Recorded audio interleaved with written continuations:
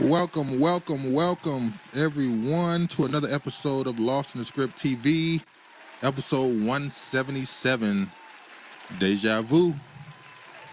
How y'all doing? Regina, it's Saturday, Grand Rising, beautiful people, Grand Rising to you as well. Mark said, what's up, Mark? Yeah, Mark, click the like button. Yeah, be sure to click on your way in, people, please. Go ahead and click on your way in. We got a lot to get to. Not really, but we got some stuff I want to get to, talk about. Another Saturday is here. Hope you all had a stress-free week as possible.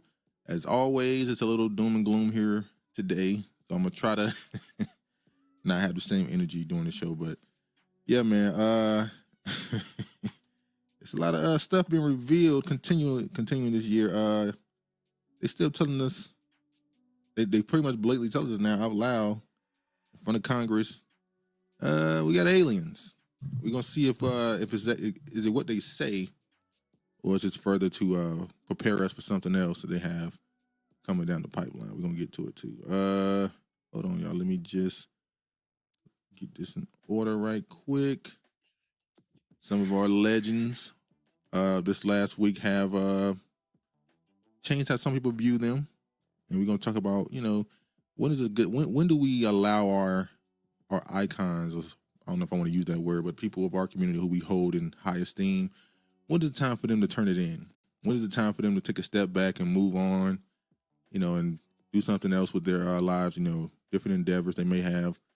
Or do we want them to hold them the same place we've held them for the last 30, 40 years?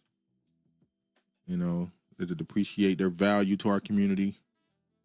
Do you stay in the light too long, or is it possible? Hold on, I'm buying time right now. All right. Hold on. All right. Be ready now. And move this. All right. Let's get right into it then. Shall we? We're going to start with this. Boyz II Men movie, biopic, and documentary in the works. I only want to show this to say one thing, really. Be careful. When we got the new edition a few years ago, they bombarded us with so many movies and side shows, all type of stuff. So keep this to a minimum. I think we just need one. I don't think we need 5 different versions of it or whatever. Just give us one. That's all we need. But Boyz II Men, legendary group.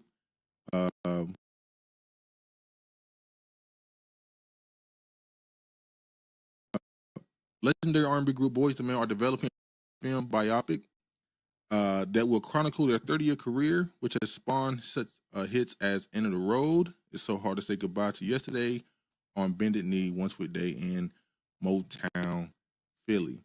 I heard somebody say they didn't get the same dude that played Bobby Brown to play in this as well. The full-time Grammy-winning group has partnered with production and financing companies Compelling Pictures and Primary Wave to develop the narrative feature film, with Boyz II Men Nathan Morris, Sean Stockman, and Wanya Morris executive producing the project. Compelling will also begin production on the long-form documentary project about the group's dominance in the 1990s and 2000, continued success today. So congratulations to them. Got that out the way. Now we got to go to this. Hollywood, at some point, gets everyone. Or at least everyone has to be a part of it in some way, some form of fashion. Denzel Washington is going to be in the new Gladiator 2 film. He's getting rave reviews. A lot of people saying that this is one of his. He's leading the whole movie. He's a star of the movie. All this stuff. That's what we heard going into this. And it says here, Denzel Washington says he had to had a gay kiss in Gladiator 2, but it was cut. And when I first saw this, and most people at least, and Denzel Washington throughout his career has moved with a certain level of shrewdness and integrity that he didn't need to do certain things that everybody says you have to do in order to make it big in Hollywood.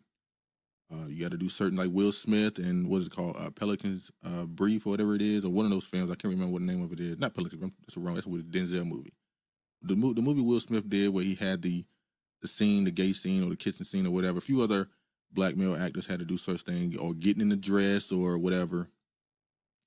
So Denzel came out and said this, and what didn't make sense to me was, or maybe it does make sense, the fact that it was cut from the movie, but Denzel is using it as a press run towards the movie. Which is funny because it is based off the Roman times, and we know what the Romans were doing during that time. So not surprising that it's in the movie. But the fact that the directors and producers decided to cut it out, but Denzel himself made sure to let it be known that, hey, it was there. I did it. He wanted us to know that he did it, which is unfortunate. Empress Virginia said, speaking on behalf of the heterosexual women, Denzel could have went to his grave without admitting that, messing up our fantasies. Yeah, it says to me that I either on the, because he did say, he announced during the same press run leading up to this movie that this will be his last few 5 or 6 movies he has coming, and he's going to retire. So you wait until at the end of your career to do this, and not even do it, but to get cut from a movie and make sure you're the one who makes sure it's put to the public that it happened. No one needed to know. Now this website, you can tell what this website is about, but hold on to your helmets. Gladiator 2 is heading to theaters on November 22nd, 2024, and is bringing all the intense muscle pack, yada, yada, yada.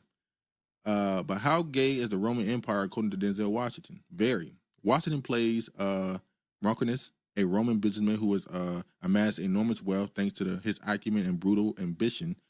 Washington, who plays this character, a ruthless, whatever. He said, I kissed the man in the film, but they took it out. Washington revealed, leaving us shocked. And let's be real, a bit disappointed. First, we heard, now this person disappointed because they wanted the scene in the movie. So it's a different disappointment that we have with Denzel with this situation. He said, the actor added with a laugh, I killed him about 5 minutes later because, well, when in Rome. The kiss of death, he concluded, alluding to a symbolic gesture marking betrayal or sealing someone's fate. He also said that in this movie, it is implied by the production team or the director or the writers or whatever that his character is quote unquote bisexual, that he sleeps with anyone. Honorable, what up, Honorable? But then it says, considering he consistently boasted about not kissing white women on screen, but now you want to admit boldly without asking you kissed a dude and you liked it. That was a big song too. Yeah, it's unfortunate. I'm wondering if the reason why he did this is to create a talk. Because remember, like every time there's one of these situations where some black man in a movie or some performance or whatever wears a dress, does some type of homosexual scene or whatever, it leads to a lot of talk and discussions about said, scene or whatever. So maybe he's just trying to bring more attention to the movie. As they say, all press is good press. The end you do it, like what for, man? Come on. Mark said, was it the kiss of death? Yeah, they say in the movie he's saying, or I don't know if you're referring to what he said. Yeah, he's saying that in the scene he kisses a guy and then 5 minutes later he kills him. So yeah, I guess it was one of those situations where kiss of death applies there. But on the way out, that's what he decided to do. But like I said, it's a Romans. But they wrote it in. Let's think about this too.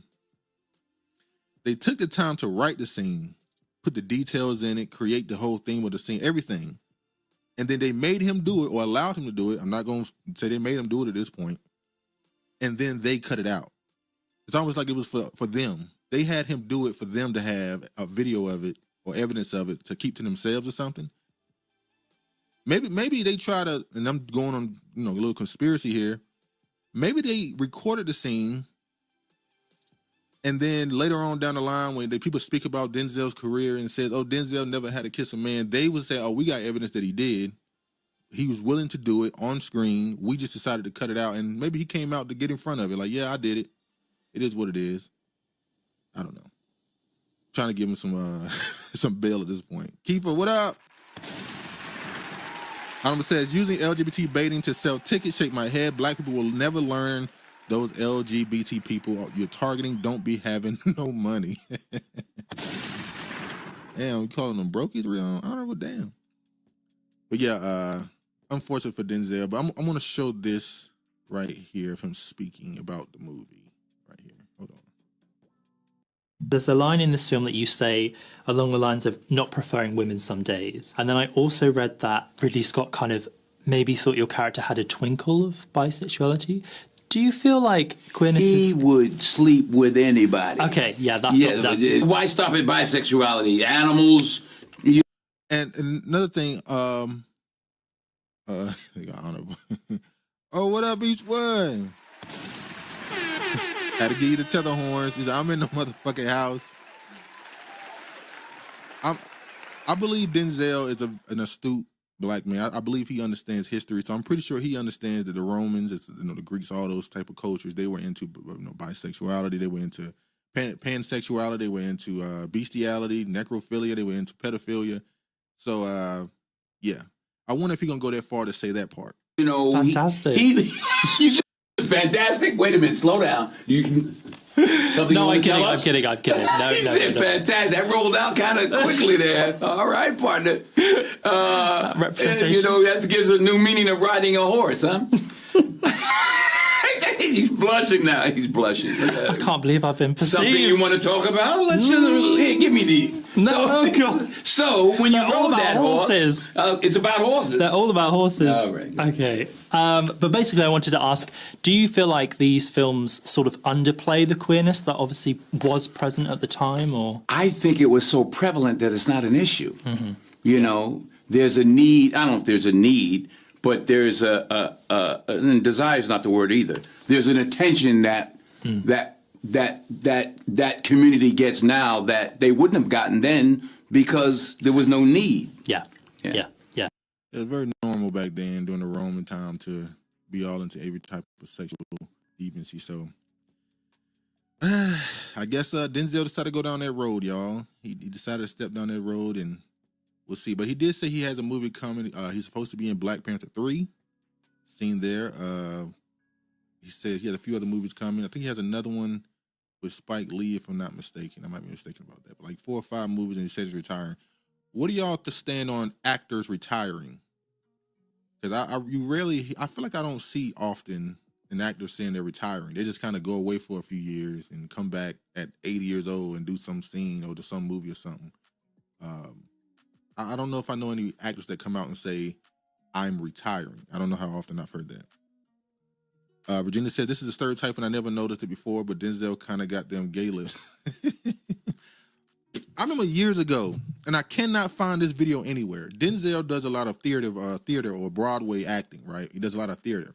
There was there was a video he was doing where he was giving I want to say it was like a lesson or motivation. He was speaking to a younger crop of actors.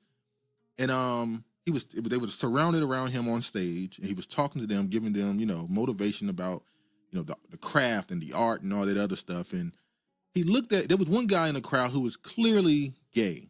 The dude was clearly gay. And Denzel kept catching this dude's eyes in the video. And I remember looking at it like, that's kind of okay.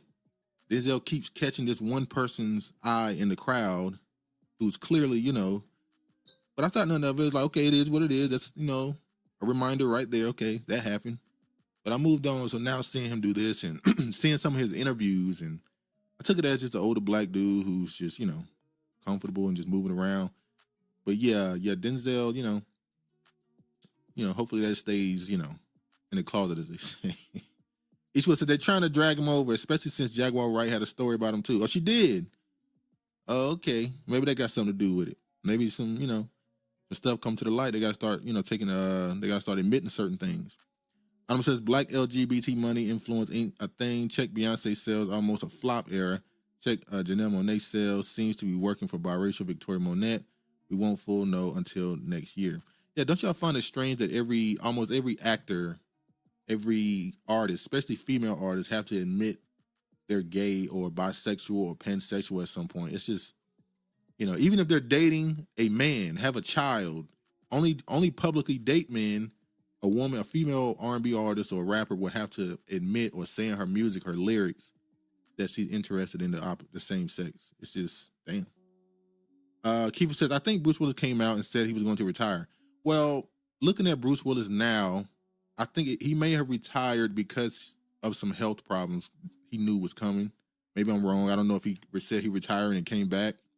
But if he did say he's retiring, looking at his health now, it probably has something to do with that. Eastwood said, Denzel ain't with the gay shit. I hope not. I'm saying catching his eye, what they mean, what they mean, friend. I'm just saying you kept seeing, because the camera angles they were using, they kept showing Denzel's face, and then Denzel would constantly look at this one person in the crowd, and then the camera would cut to that person and showing them look Denzel straight in his eyes. I'm gonna find the video, and I might post it in the community section, where Denzel was constantly like catching this one person's eyes in the crowd. And, yeah, it is what it is, though. Speaking of legends and needing to retire, did y'all watch that? And maybe y'all not into it, but did y'all watch that Mike Tyson stuff?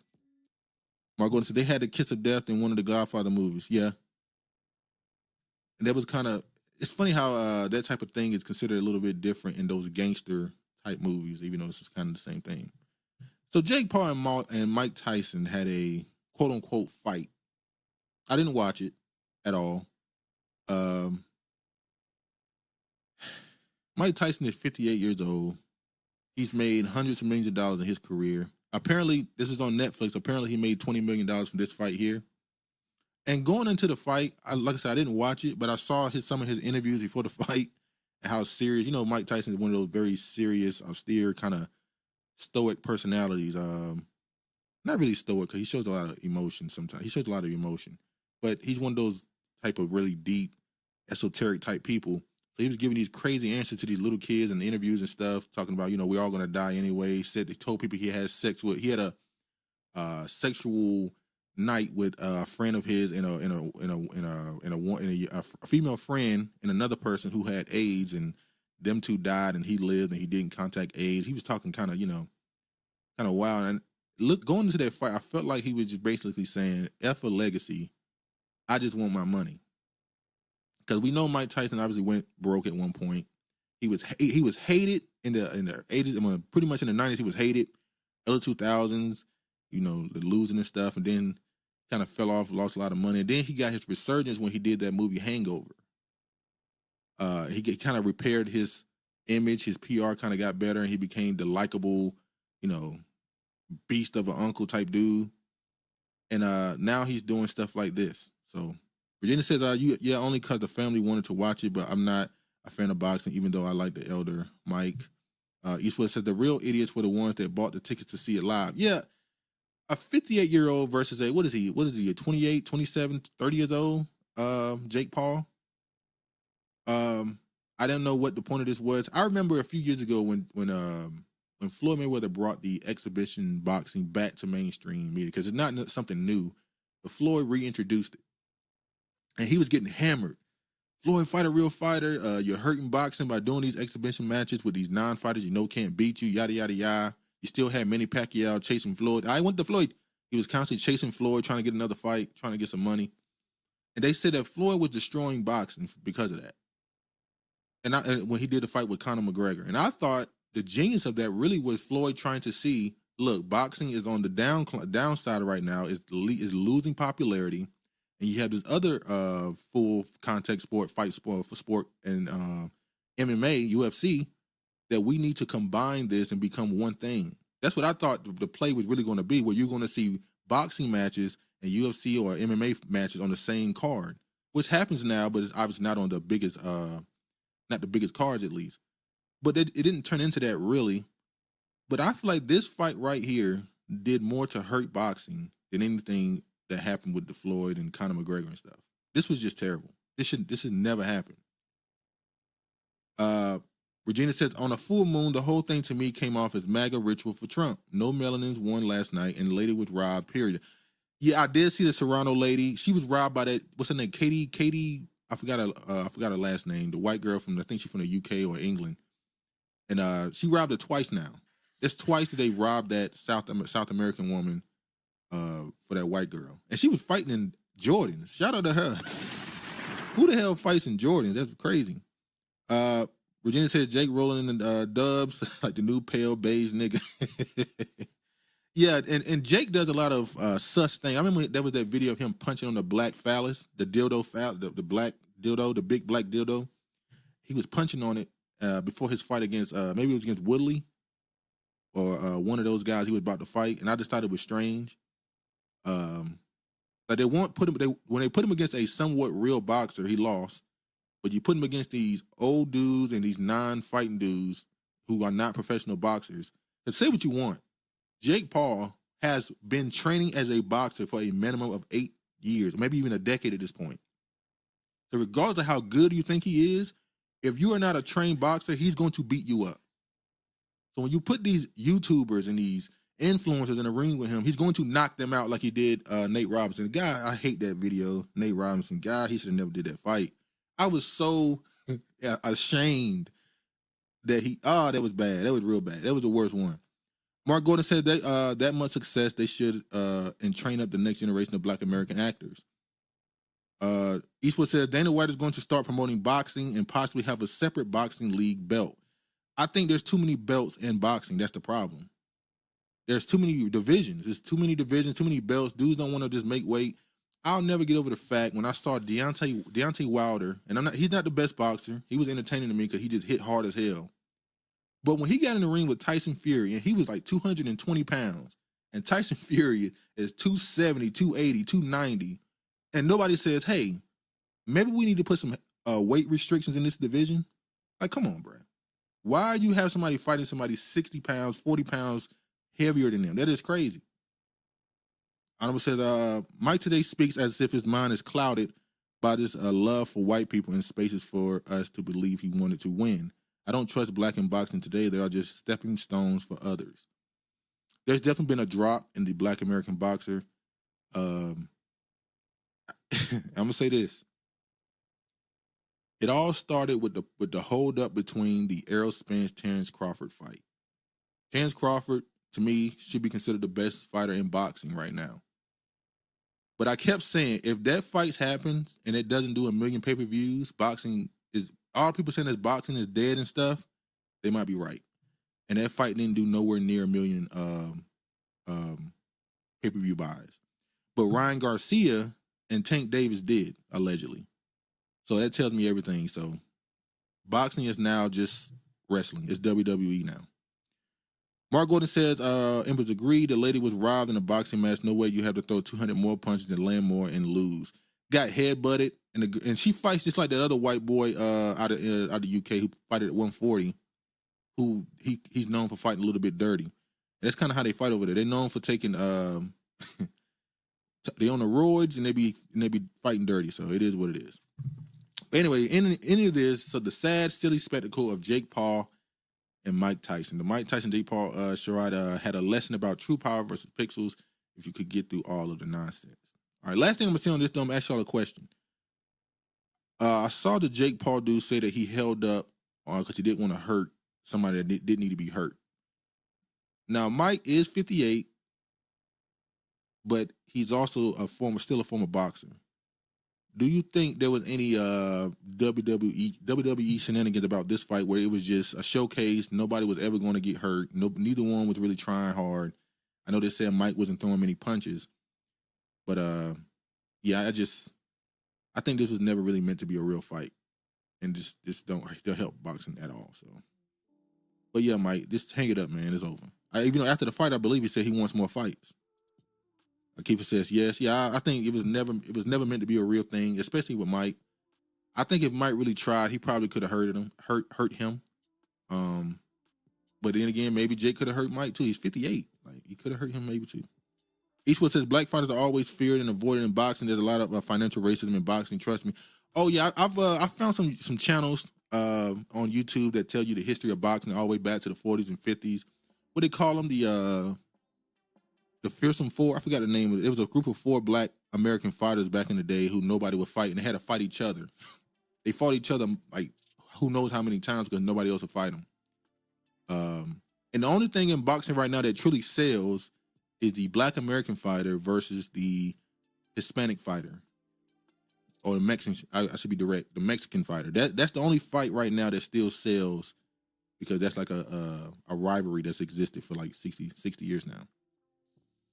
Virginia says, yeah, I like Mike agreed with the $20 payout without much effort. Take a few blows. Yeah, $20 million. Yeah, get your money. I think Mike should just set it down. No need to do this unless you're gonna just do exhibitions versus other, older fighters and whatever. But get your money, black man. Honorable says that Mike handled in short him. He was an easy money grab. Was he moving in the ring in 8 rounds? Good. 8 rounds is light. I think it was 2 minutes a round, so it wasn't too heavy of a burden for him. Probably he was working out. He trained. Although didn't they say he had a kidney or a stomach problem a few months ago? That's why they had to push the fight back. So it is what it is, man. But I think he should hang it up now. Move on. You got the $20 million. Congratulations. But as for Jake Paul, they need to put him against a real fighter and let him get knocked out so we can move on with our boxing lives, man. Anyway, this is a little bit of a gossip story right here, but I want to get into this. I'm not gonna stay on this long. Eastwood said, "Blacks versus Mexicans always sell, but all good black fighters are constantly avoided. Al Heyman is our answer to that. PBC Championship Boxing is where it's at." Bro, Eastwood, you see the hate that Al Heyman gets? What's his name? De La Hoya and top, what's his name? Top ranked boxer, Bob Arum. They refer to him as Black Devil. He sued and he won for that. They have made Al Heyman the boogeyman. Like, he just stopping every fight. He's the worst thing that ever happened to boxing. I see black fighters how they talk about Al Heyman. Then you got the other ones who the coon ones.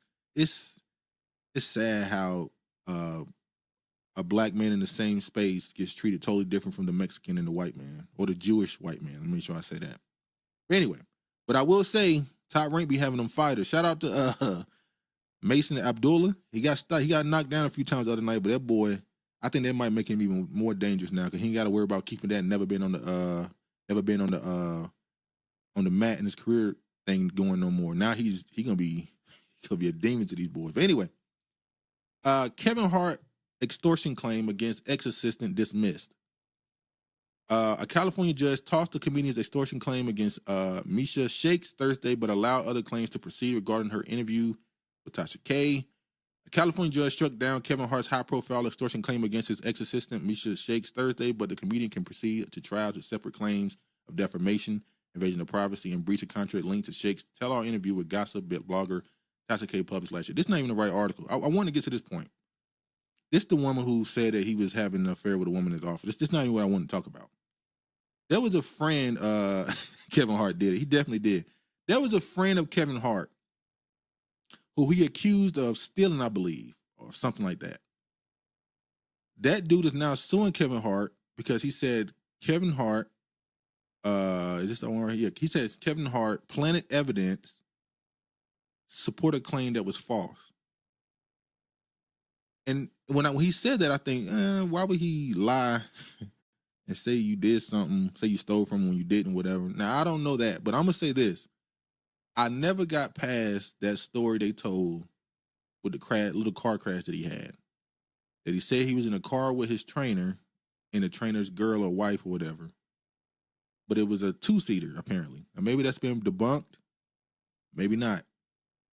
And I thought either one, he was driving drunk and his trainer did him a solid by taking the blame for it, or he was sitting in the car with another woman and just lied because his wife would be embarrassed publicly. Or he was in some freaky stuff and his trainer was at home with his wife and he was in the car with his trainer's wife. One of the three, I mean. But Kevin he's been in the news for some, he seems to have a problem with adultery. He seems to have a problem with women. He can't be loyal in these streets. But the dude saying that he lied about him stealing from him and he put together fake evidence. If that's true, Kevin Hart may be the person that Cat Williams said he is, and Monique. But we shall see. I think it was a little of all of it. Yeah, I think Kevin's rise to fame wasn't the fastest, but it was pretty quick. but it was a big gap from where he started to where he is now. And shout out to him, his work ethic, shout out to him. But all right, we back. Harriet Tubman is named a general on Veterans Day now because of her work during slavery for helping free people, and she obviously joined the military. Revered Harriet Tubman, who was the first woman to oversee American military action during a time of war, was awarded a rank of general on Monday.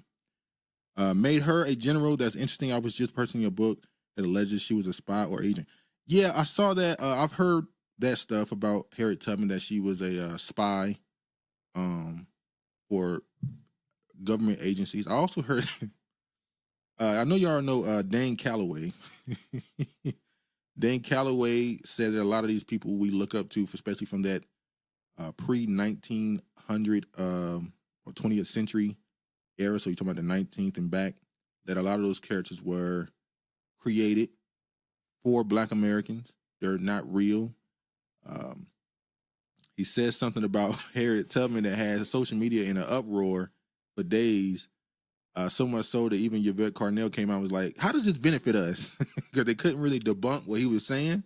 So Dan Calloway kind of put a dent how some people view Harriet Tubman, who look deeper past the symbolic of what her representation means for what she was doing, what she's said to have done. But I've heard that she was a witch, because remember they tell the story of Harriet Tubman that she was able to have visions and stuff.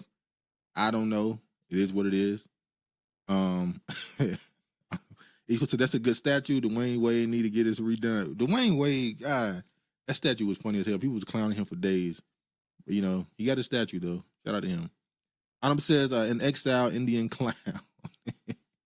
Hey, y'all gonna have to deal with Dame, man. You got to deal with him.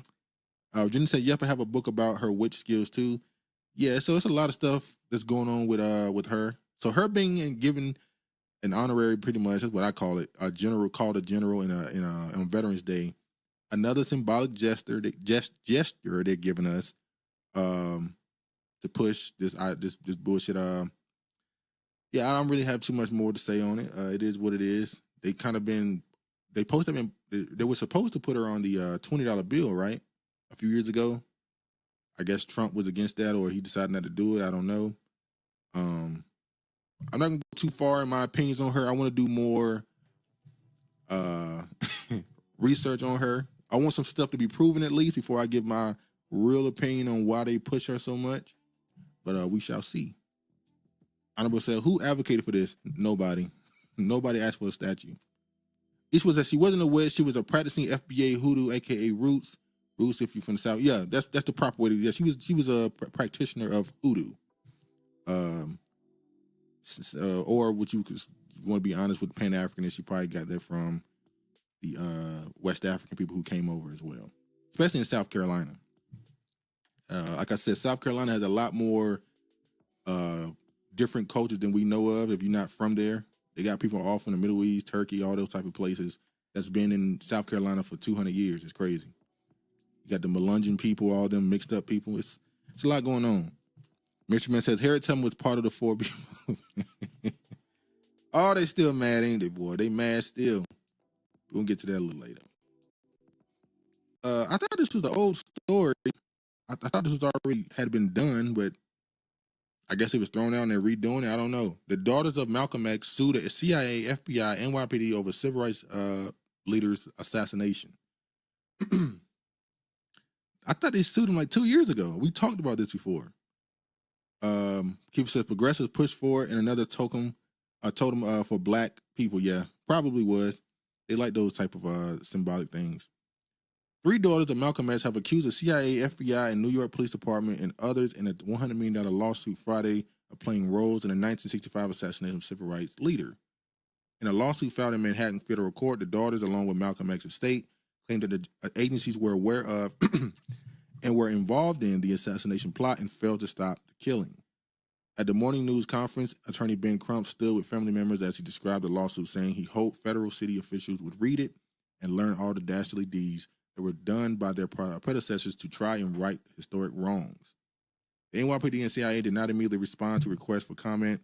Nicholas Byers, a spokesperson for the Department of Justice, which has also been sued, declined comment. The FBI said in the email that it was its standard practice not to comment on litigation. Eastwood said, we from the black delegation are trading Ben Crump for young thug lawyer. Facts. Got that boy out of a RICO. He made Atlanta, he made Atlanta courts look pretty bad, I ain't gonna lie. We want to trade Ben Crump for him? I don't know. Let's see how he do in the next 3 years. Let's see what happens. So yeah, I could have sworn this was already, I thought he already did this lawsuit 2 years ago. I don't know what's going on. Maybe it was a different court they did it with. Maybe they're doing it now with New York. I don't know. But shout out to them. We'll see how this goes moving forward now. Yeah. I don't know what you're gonna get from this. People said Crump, Mr. Chase the Bag. Yeah, the ambulance chase, as they call it. Hey, Crump don't lose too. How often do Crump lose? When I say lose, how often do his clients not get paid? That's all I'm gonna say. He don't get justice, but he get money. Crump said he'll get money, nigga. It is what it is.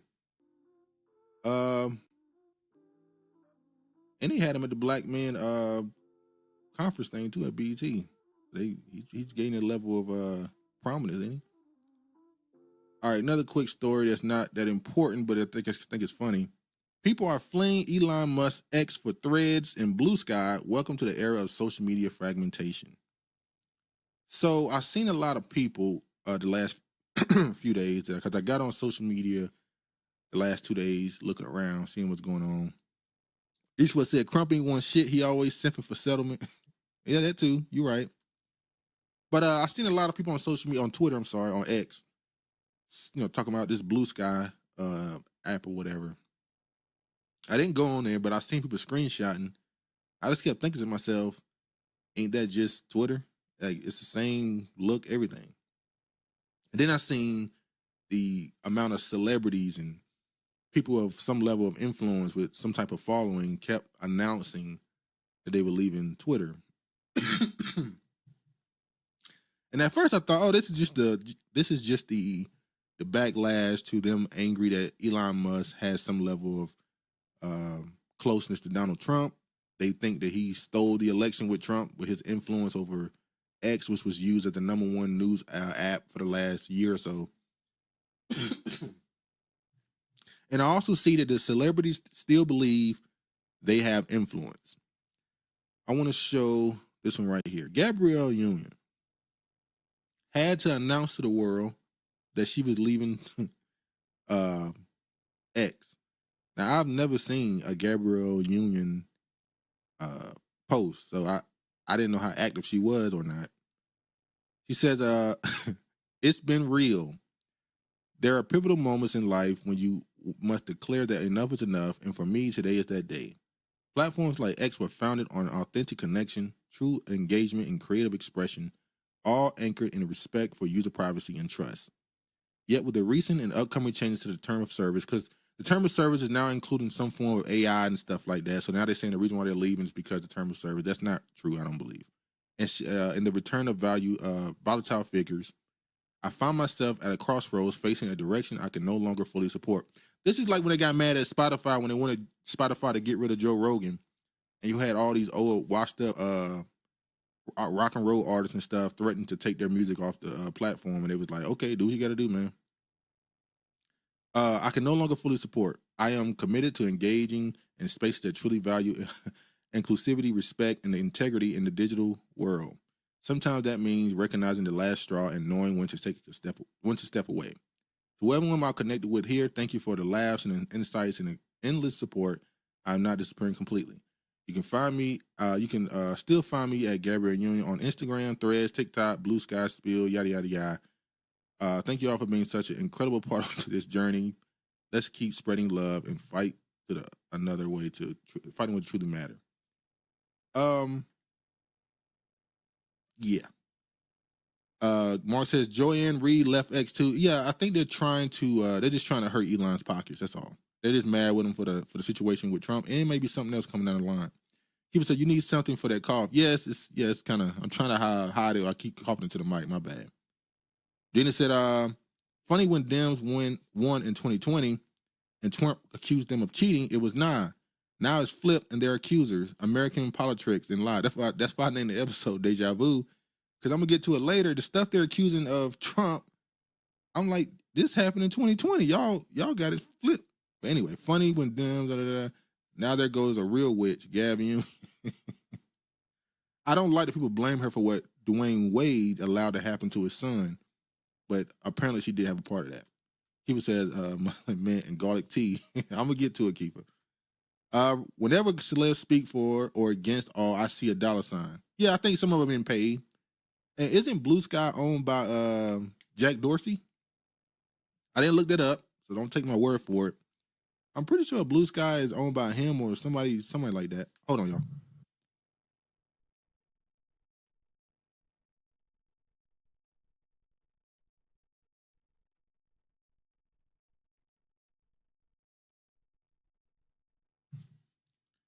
I almost said, secured my profile name. Did the same with Threads. Watched a few videos on Blue Sky. It was a Twitter side project. They got ignored during the Elon buyout. Okay. Keeper says, no one cares about Gabrielle Union. She's an attention whore trying to stay relevant.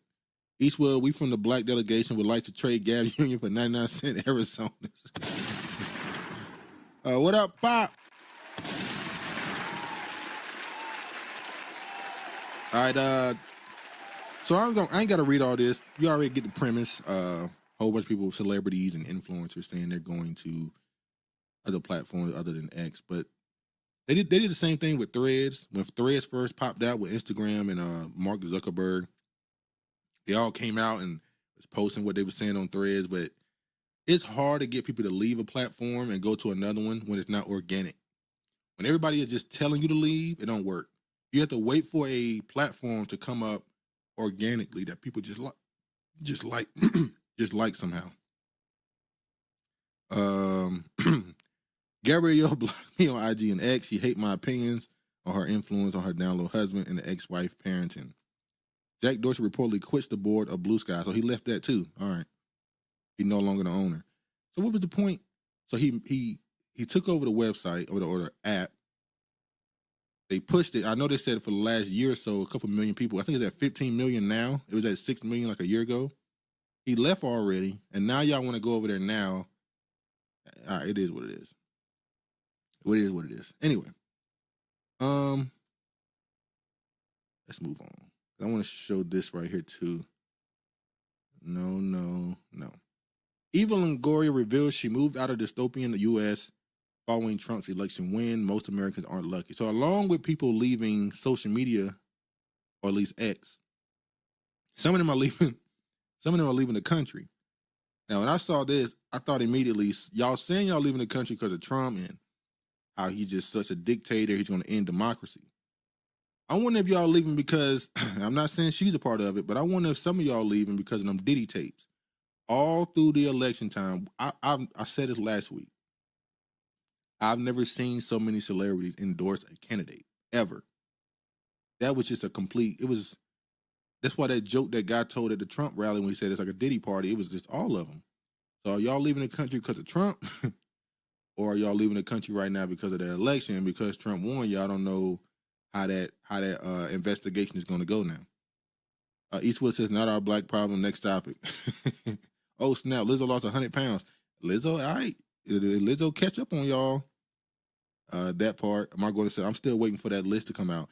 Man, they've been talking about the same thing. What I say a couple months ago when the Diddy stuff popped up, I said they said the same thing with Epstein. Oh, there's tapes. Oh, there's a list. There's a black book. All the names are going to be released, and they never did it. They're not going to do it because too many powerful, important people on that list. Anybody you see that's associated with them that they actually put in the dirt is because it's time for them to get rid of that person. Somebody got to take the fall. You're not going to see none of those tapes. I saw somebody say that the tapes are being sold amongst the Hollywood people, or at least the famous people at least, for $25K for a tape and all that. It's like, why are you selling these tapes, or were you selling these tapes if you think now that people are going to be charged for these tapes and go to prison and stuff? It don't make sense. Eastwood said, Jamie Foxx and Eva had a thing, and they were at the parties. They sending emails asking people if they were impacted by it. Yeah, all I'm going to say is Jamie Foxx got sick, had a stroke or whatever. He did that movie They Clone Tyrone, and he been quiet. He been very quiet. He also had an allegation that came against him in last December when all those cases came out because New York was ending that law or making a cutoff date for women to file their sexual assault claims. One put against him as well. Now they said that one wasn't real and it was BS. But I'm just saying. Virginia says, "I'm not a traveler. Just catch media snippets. Isn't most of the world headed toward dystopia? You ain't anybody." Exactly. Marco says, "Give it time. There's always a hacker that will leak it out to the public. If we ain't get the Epstein, we ain't getting the Diddy. Like that was the Epstein stuff was even more allegedly a lot more going on with that with government agencies being involved. And if that didn't get leaked, then they're not gonna care much about the Diddy stuff. Well, who knows? All right."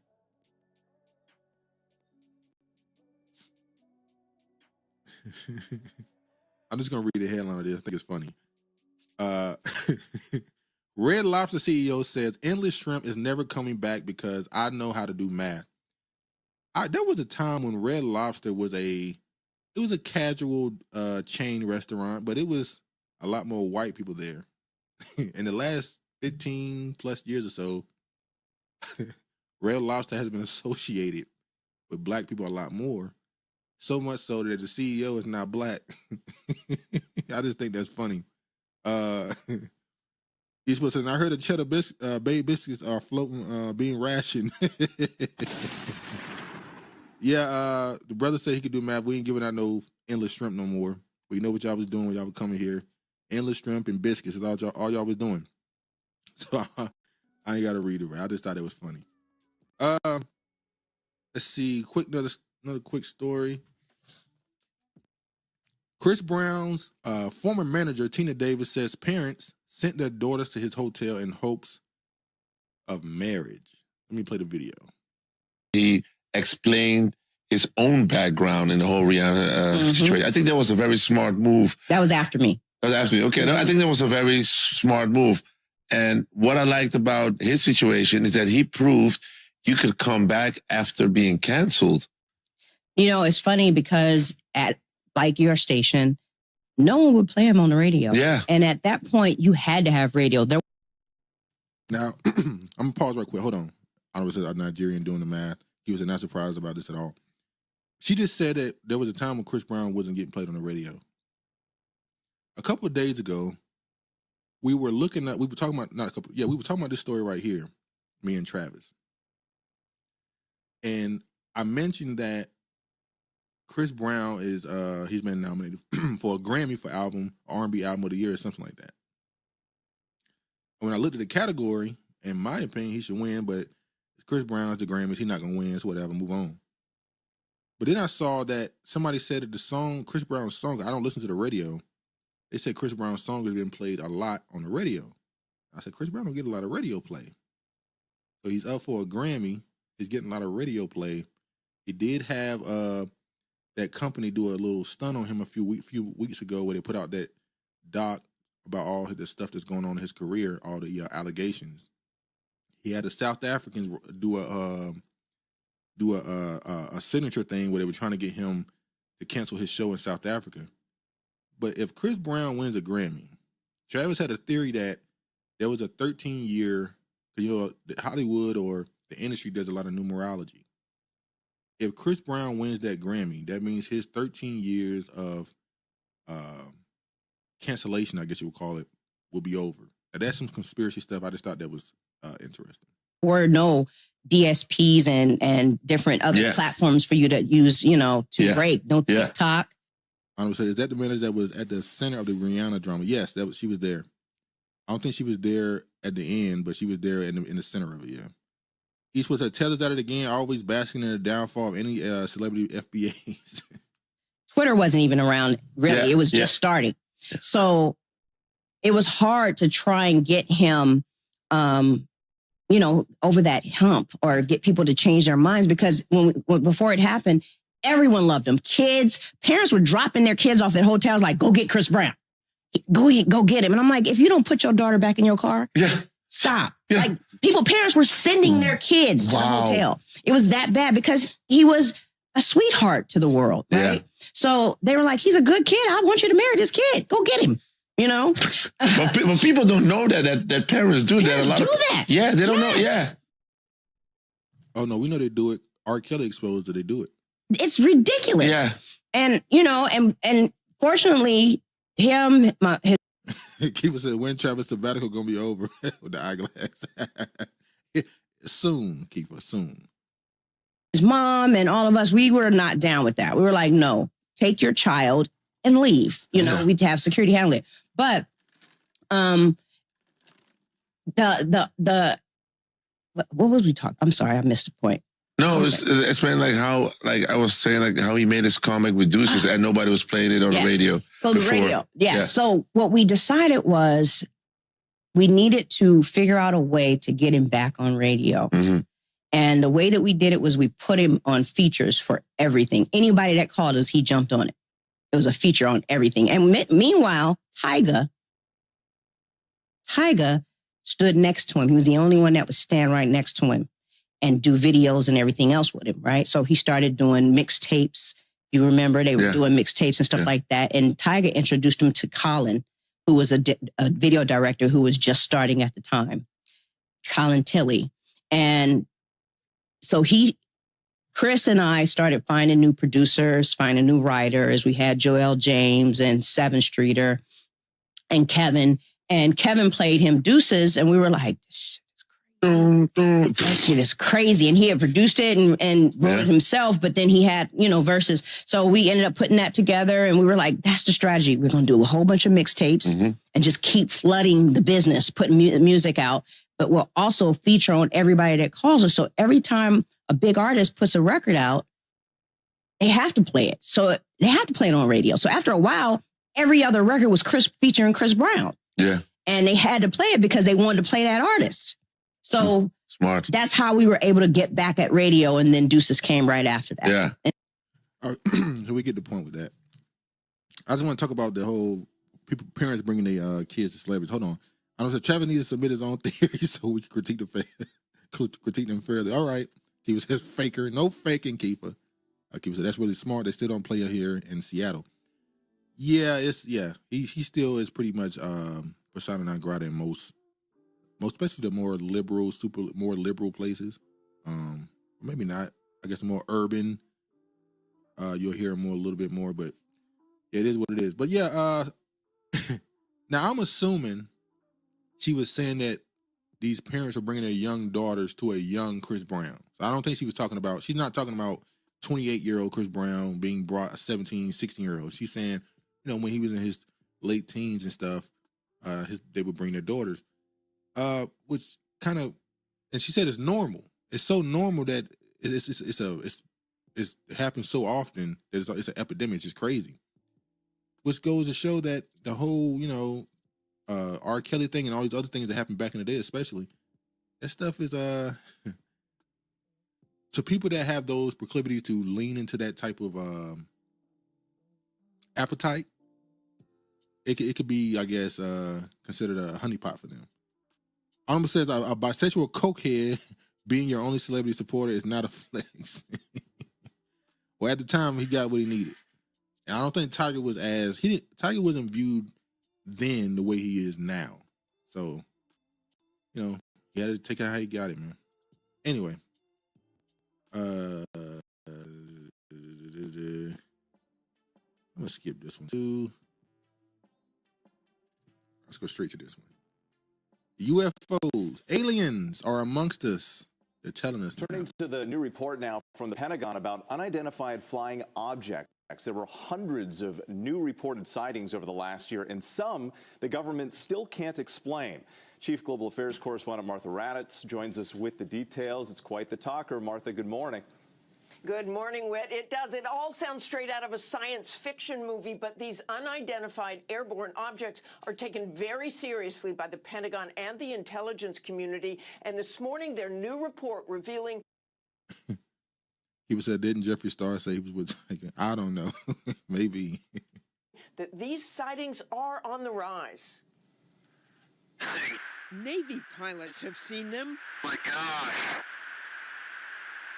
They're all going against the wind. The wind's 120 knots from the west. More than 1,600 unidentified flying objects have been reviewed by the government's Anomaly Resolution Office, or ARROW, over the years. 98% of them eventually found to be debris, drones, or even large birds.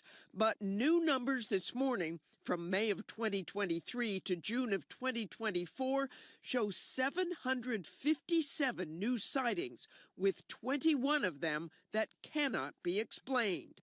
Now, they're also saying that there have been people that have been paid money because of they've had accidents with these quote-unquote aliens. Now, I don't know if these are quote-unquote UFOs or if these are just government secret technology that they've been hiding in. Now they're trying to put it off on, some alien technology.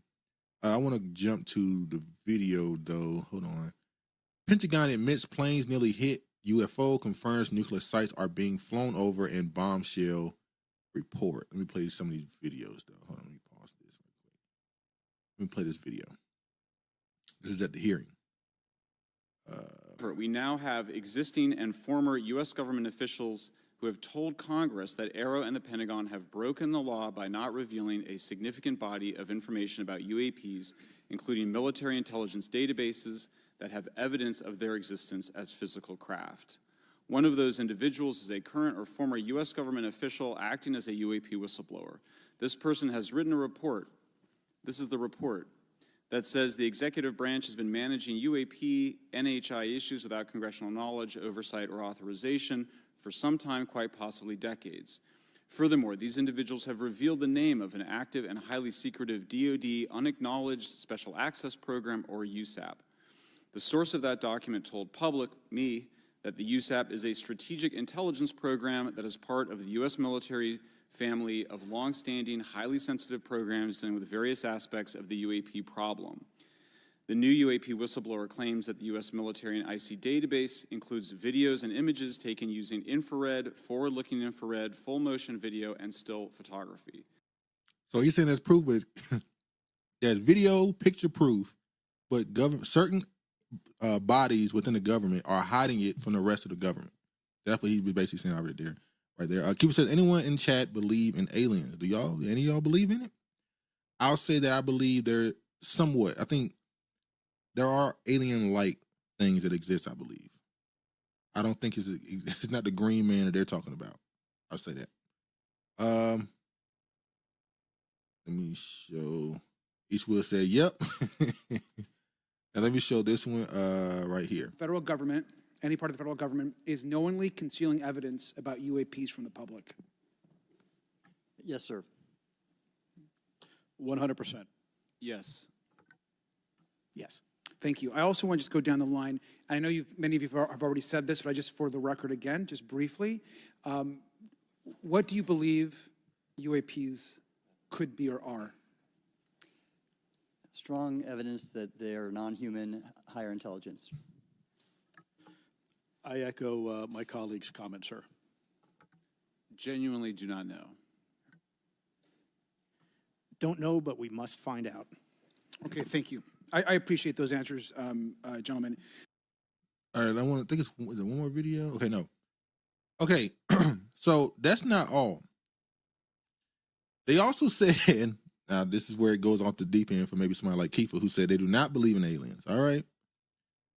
They said that aliens are not just in these spacecrafts, that they call them, they're also in the ocean. They live in enclaves, or they live in the ocean. Remember that, it's like Black Panther 2. The water Mexicans that lived in the water, that lived underwater, they say that that's how there are aliens in this world that live in the ocean, and that humans live with them. They said there are humans that live amongst the aliens. Now I didn't see if they said that aliens live amongst humans or as far as above water. I mean, but they said there are humans down there in the water with the aliens. Arena says, I believe there are many species on Earth passing as humans. Each one said they are all from Narubu, the original galactic black man. And Honorable says white people have too much time on their hands. Put y'all joining in with the mess. Honorable, there's a big world out there. everything that comes outside of what we may think is the importance, you have to pay attention to what's going on in the world. If you got a chunk of the population, or at least a government of the most powerful nation in the world, and people who are part of that government is telling you, hey, there's some stuff going on. Now, it doesn't mean they're telling the truth, because they lie all the time. My point is, you need to be asking, why are they even talking about this? Why are they trying to tell the public that there's aliens now?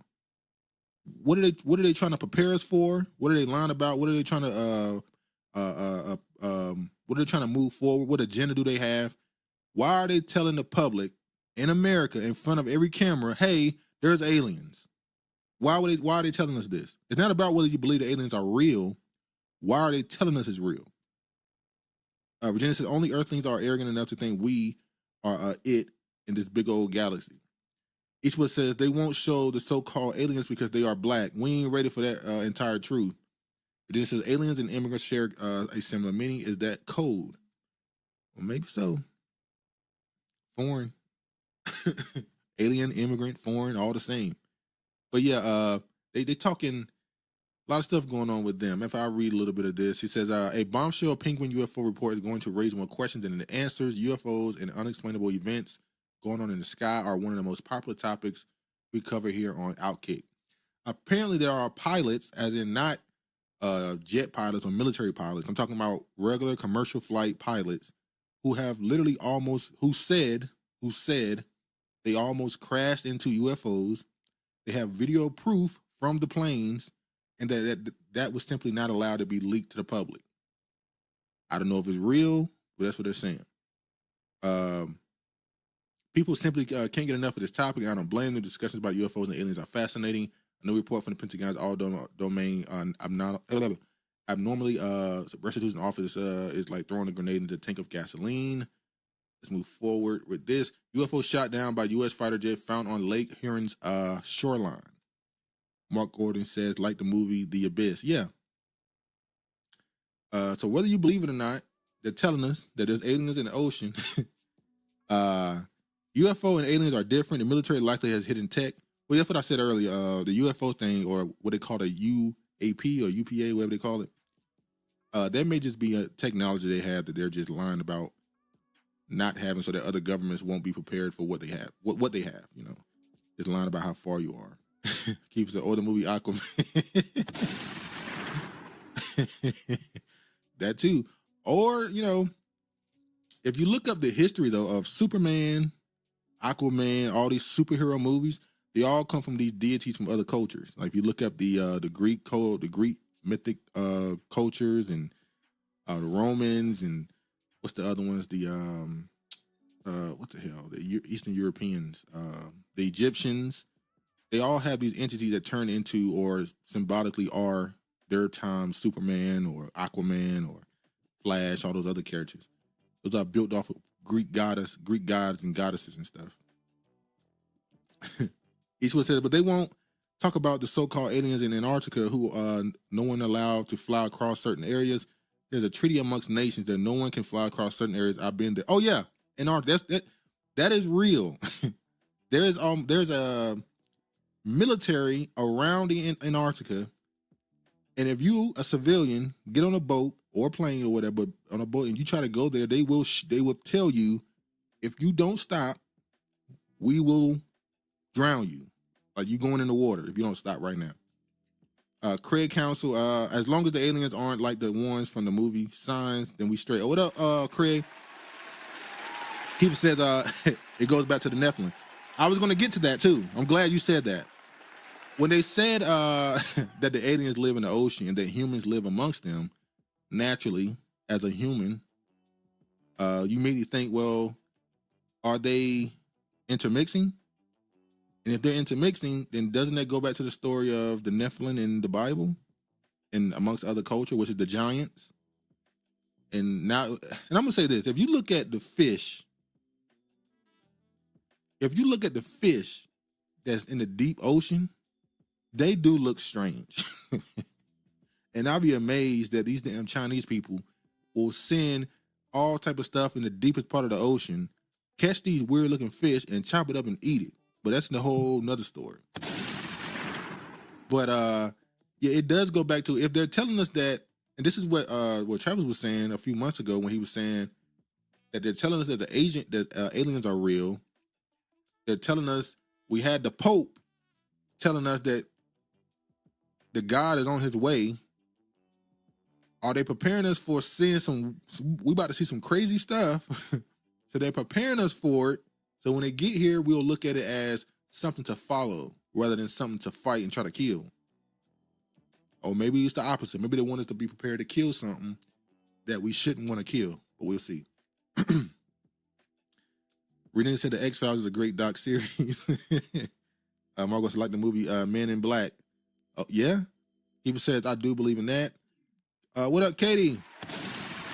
Could be Fallen Angels, could be Nephilim, yeah. I like Independence Day. Mark Gordon, another great documentary. Mark Gordon like E.T. Regina says, I was just stating that my mom recently there hasn't been enough emphasis on Fallen Angels. Yeah, so we'll see what they're preparing us for, what they have down the pipeline, what they're trying to lie to us about. We shall see. Now I want to play Terrence Howard. He's back, and he said he got a new invention for us that'll change the world. Let's see what he said. Here's 4 of them coming together. Yeah. And out of the vortices, we've attached now arms. Mm-hmm. But the 4 of these will now come together and lift this 50-pound barrel. Yeah. And then 5 of them will come together and pick up the 5 collected barrels because of their collected thrust. Right. This is a whole new form of flight. Entirely new form of flight, tangential flight, the ability to fly around your own center of mass, something they've never been able to accomplish with just 6 props. But this was low-hanging fruit from the linchpin. I wasn't trying to build flight vehicles. I was just trying to prove, I was like, if this is the fractal, I said we should be able to put props in those pentagonal areas, and it should have tangential flight. Right. And the drone community hated me. They were like, how dare you hit us with something like this? And even though I made a gift for $25,000 a reward for anybody that was able to build the flight simulator with this, there were people that were saying, you can't, it's not possible to accomplish that. And within 2 weeks, we had it done. Yeah. By putting it out into the universe. And now these 5, so this is the end of cranes, or this will be able to greatly assist in how we do construction and lifting and bringing things home. And they're all autonomous. Here's 4 of them coming. Terrence Howard. Terrence Howard, he said that they've done this, but all we saw was a video created in a engine. There's no physical representation of this. When he first came out and was talking about the old math has been done wrong thing on the Joe Rogan podcast, and then he had him debate the guy, I just laughed it off and went on about my business. But I can't remember who it was. I can't remember who it was now. It was some celebrity dude who said that Terrence Howard would call him in the middle of the day talking like this about science and math and all the other stuff, not making sense to him. And it's clearly true now. Now we know it. But isn't it interesting how we perceive Terrence Howard as an actor in the movies he's done and all that other stuff? It's completely opposite of who he's showing himself to be now. Like if you go back to the movie Iron Man, if he was so into this type of stuff, why you would think that those type of movies would be the norm for him, those Iron Man and these sci-fi movies. So it's kind of crazy that the dude who thinks like this and into this type of stuff did, whoop that trick. No. I'm just saying, it's just crazy. Eastwood says marine technology has never been completely explored. Eastwood, also please read about Operation Bluebeam. I think I heard that before. I think I might have heard that before. I'll check it out. I think I've heard Bluebeam before. Honorable says, get back to us when it's been peer-reviewed. Emperor Regina says, I was just going to say he was in Iron Man after all. Yeah, he was in Iron Man, so you would think he would do more sci-fi movies if he's into this, but, you got to pay the bills, I guess. All right, let me move on to the next tab. We'll get to a little bit of, what's this? Hold on. Started here. Oh, this would be I meant to show. My bad. This is one of these so-called alien videos right here. Let me show it. Started here, and then he flew and curved down this way. That's just the beginning of it.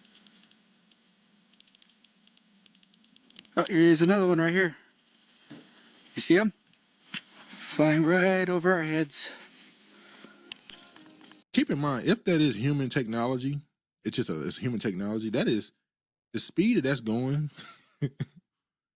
That speed is incredible. Pointing it right. But then again, this is a video. We got AI. Oh, another thing I want to say is the reason they're telling us that aliens are real and the UFOs are real is because they know we have AI now, and everybody's going to say it's fake. So you wait until we have AI to the public. You've already introduced AI to the public. You've gotten us used to doctored videos and sounds, and we can see a whole video with somebody's face, their voice, everything in it, and it's fake. Now you introduce aliens to us. That's funny. People said there's a docuseries on Netflix on alien abduction. It's pretty interesting. Each one said that could be a drone. My drone flies that fast, so the video is questionable. It depends on how far that is. If that's a couple tens of thousands of feet in the air, that's a drone ain't moving that fast, that high in the air. It's gonna look a lot slower. Even says you really need to look up Project Bluebeam. I'm pretty sure I heard of that. I'm checking it out. Wait, isn't Project Bluebeam about something like a false messiah or creating a false messiah or something? I think we talked about that before. Preparing people for a false messiah. I can't remember. All right, update on this story. Let me see. All right, Daniel Penny's trial is finally on his way. Marine who trained Penny and Chokehold testifies at manslaughter trial. Ain't got to spend too much time on it. The trainer just basically said that he didn't properly use this chokehold that he taught him. He would say it's a theory of association with Project Bluebeam. All right. The military trained said the Marines are taught to render a person unconscious in seconds. Mr. Penny held Jordan nearly a homeless man for 6 minutes. Eastwood said, yep, and the attack on the so-called aliens where the government tries to rally the people around the coming of the Lord. Yeah, okay. I got it. People says he's going to get off. I don't know. Because the Marine said he didn't properly use his technique. He, instead of putting him unconscious in seconds, which would have made sense, you quote unquote choked him for 6 minutes, or you held him there for 6 minutes. Now I'm going to show a video after the stuff that happened and the police were doing their investigations. They released a video of the reactions from some of the people on the train. Let me play a little bit of that. People said, was the Marine there? Well, we got the video. We looked at the video. He saw him holding there for 6 minutes. That's what he's saying. He should have been out in seconds. Hold the pressure point on the neck. He go to sleep. You get off of him. Subdue him, move on. But holding him there didn't make sense to him. Let me just play the video.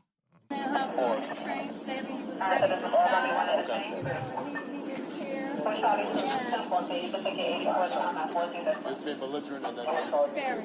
The whole train was freaked out. He was either gonna pull a gun, a knife, or said, "I'm willing to die. I'm willing to die. I'm willing to get killed." A name and phone number. At the level 1 Central.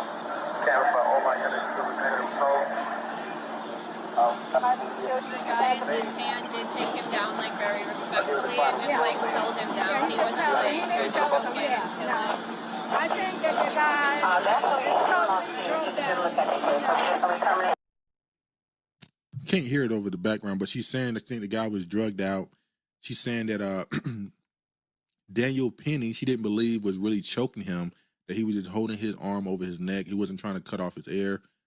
She didn't think it was that serious. She didn't think he was that injured. This young lady right here. Yeah. Okay, what did you see? What did I see? I was sitting over there. I heard the young man that's on the floor saying, hey, I'm willing to die, I'll do anything. I'm willing to die. I'll go to jail. I don't care. And he was saying it so loud that everybody turned around. So this young man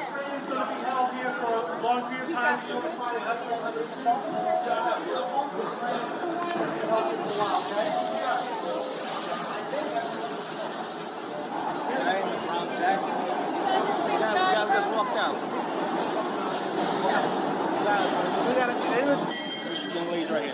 Yeah. Okay, what did you see? What did I see? I was sitting over there, I heard the young man that's on the floor saying, you know, hey, I'm willing to die, you know?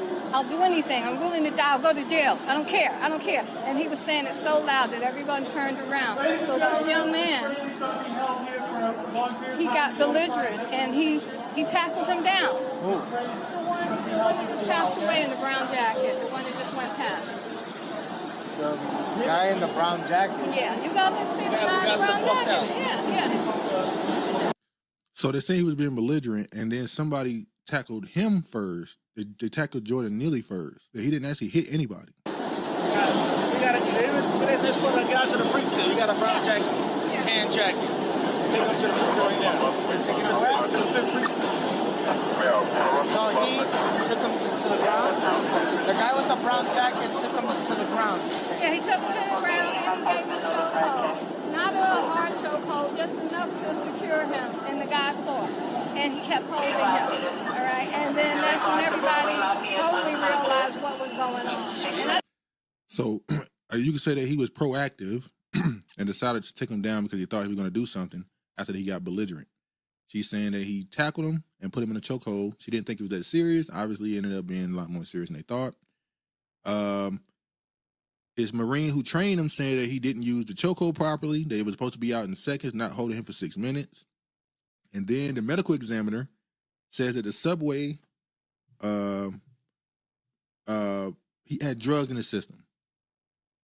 The subway, the Jordan Neely had his, I think he said he had synthetic marijuana in his system.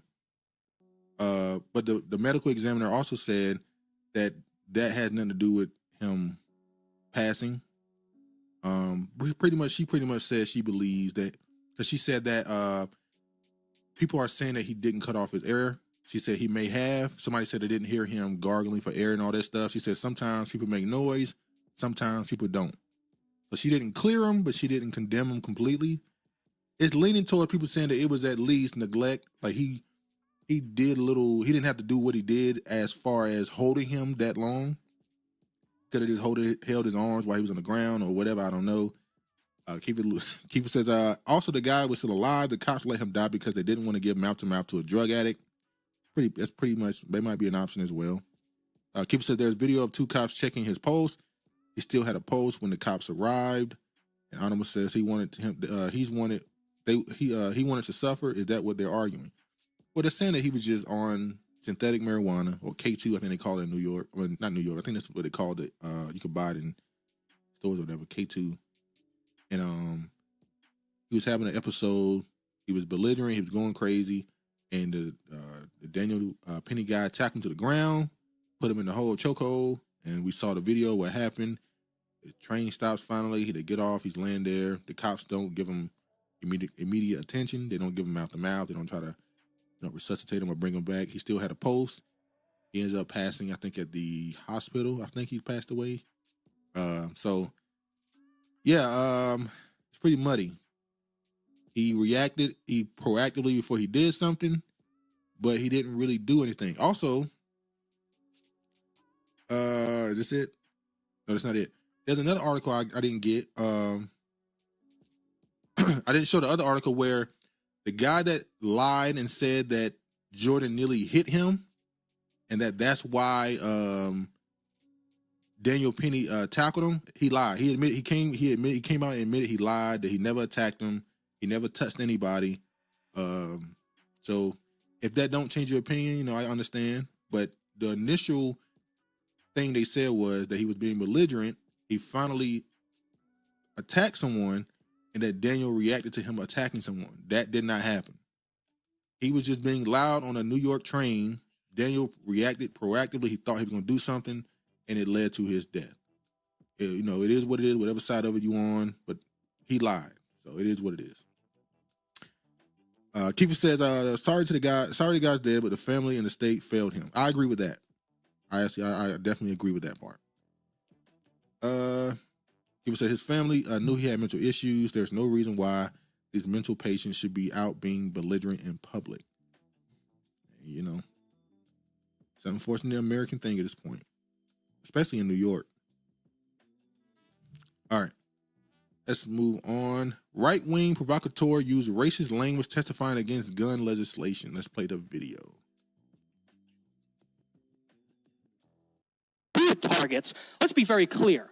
This is legislation that targets white people. It is racial because the people who carry in the Capitol are primarily white. People who have CPLs are primarily white. And this is retaliation for the only demographic that overwhelmingly voted to support Donald Trump. And that is why it is being taken out on us, because you don't like us, and that's how it is. If we want to address gun violence, we would be focusing on the people who bring guns into communities and shoot people, like where I live in Detroit and where you represent, Stephanie Chang, which are overwhelmingly 13 to 34-year-old sub-Saharan African niggers. Those are the people who... Move on. I am testifying. Thank you for your testimony. The man says sub-Saharan African nigger. Damn. Eastwood said, I remember when Kiefer says he deserved it. Well, she didn't quite say he deserved it. She just said the guy was he was defending the people on the he was defending the people on the train. No, I don't think he deserved it. Kiefer said, did he deserve it? I don't think so.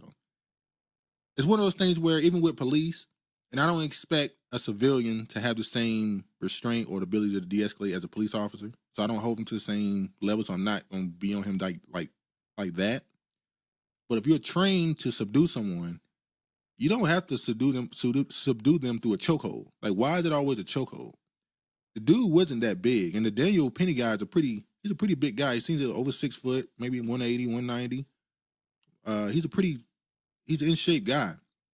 I'm pretty sure he could have easily, put him in the Nelson or something. I don't think he needed to chokehold him for 6 minutes. I just don't think he was that strong. But then again, he was on drugs. He was on K2, so maybe when you're on those drugs, adrenaline going through, you're able to move a little bit more strong, move a little stronger or so. I don't know. Craig said, in the last couple of years, white men have become the biggest crybabies. That's how you know they've fallen from the top of the totem pole. Like I said, when you started seeing Caucasian men in the streets protesting, that's something people at the bottom have to do to get attention. When something's been done to you, you're being oppressed or you're being targeted. People don't care if you're a minority or you're a person who's not of importance or your group doesn't have enough power. So you have to protest to force people to acknowledge what's going on to you. When Caucasian men start protesting in the streets, that means it's over. They've lost all power that they've had, or at least they're losing a lot of the power they once had. Virginia says, what? Sub-Saharan African American? Yeah, that was crazy. Keeper says, no one deserves to be choked out like that, but he should have been stopped. I agree. But I don't think he had to do it that way. Eastwood says, and Kiefer, stop voting for Democrats and maybe some homeless people can get the help they need in housing instead of illegal immigrants. And you did say he deserved it. I remember. Who is going on? Character? Honorable Sienna, for people who think outside of the lines, what point y'all think he's trying to make about sub-Saharan African?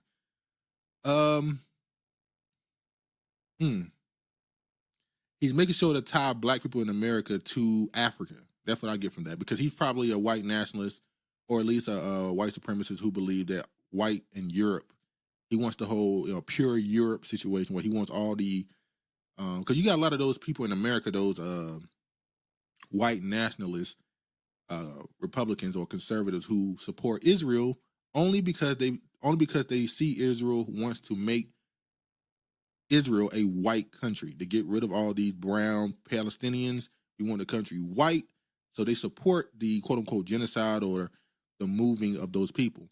Same thing in Europe. They are against all the North Africans and Arabs who came over to Europe 5-6 years ago, completely changed Germany, the UK, Italy, France. So he's probably one of the people that see white as European and black as African. So he still sees African as a race, unlike a lot of Africans. Naki, if I lost respect for you when you supported the death, I remember. Eastwood, what makes you think I'd vote for these? Yeah, you got that wrong, Eastwood. I seriously doubt what she said Since I've seen her in here, that she's never voting for them. All right, y'all going back and forth now. All right. All right.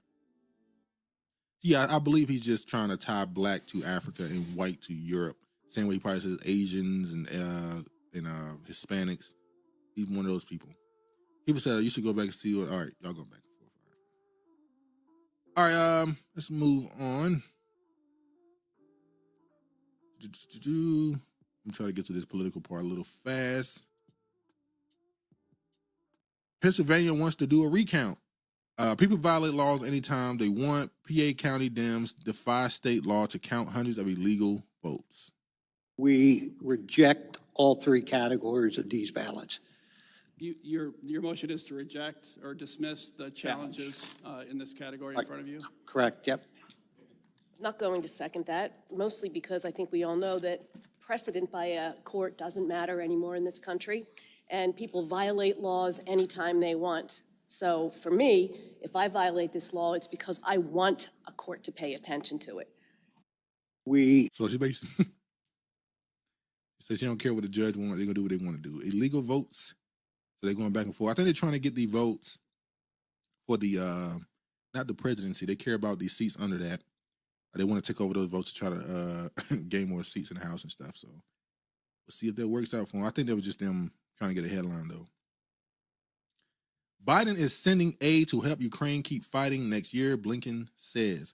So Biden says on his way out, another FU to the American people. I'm going to send one last package of every dollar I can get, and I'm sending it to Ukraine. I don't know, it says another fake German. Yeah, so no, yeah, he's one of those. He's one of those. All right, Russia commits to sending 80,000 tons of fuel and equipment to repair Cuba's electric system. I think I saw an article somewhere that says that Mexico is also sending some fuel, like 400,000. But I also saw the Mexican president say if Trump deports those people to Mexico, that she's going to deport the Americans living in Mexico to America. I doubt that will happen. I'm still surprised that a Jewish woman is the president of Mexico in one of the most bloodiest elections that has happened in history, or at least maybe not one in Mexico, but that I've ever seen. Even though most of them wasn't part of the presidential race, it was just, and she has connections with the cartel. It's crazy. Let's see. Let me skip this. Let me see. Me Too regarding Jewish woman being the president of Mexico. Crazy. These people, allegedly such a small population, yet has the most influence on the planet. It's crazy. As far as politics and stuff. One monkey, I was going to talk about this story last week, but I didn't get to it. But one monkey captured, 42 monkeys still on the loose after escaping research facility in South Carolina.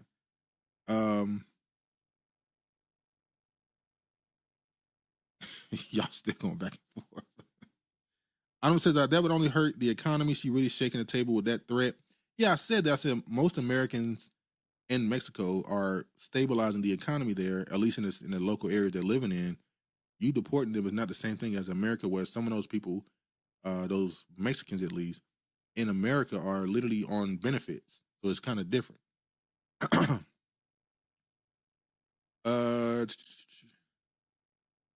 Yeah, the monkeys. The monkeys got released from an Alpha Genesis, a primate research facility in South Carolina. I'm bringing this up because I distinctly remember maybe it was last year before last, I can't remember. There was a story of some escaped monkeys in this country then. They went from a test lab. Hold on, y'all, hold on.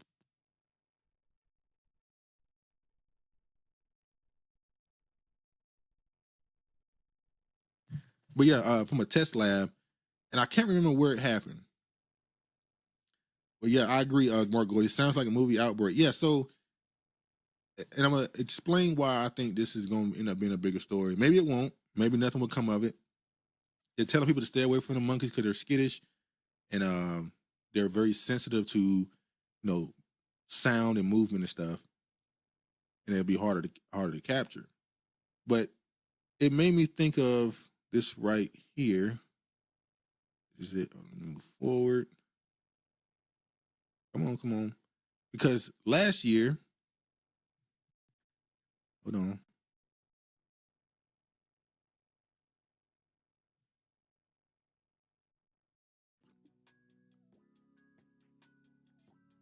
Last year we had to deal with the alleged monkeypox situation.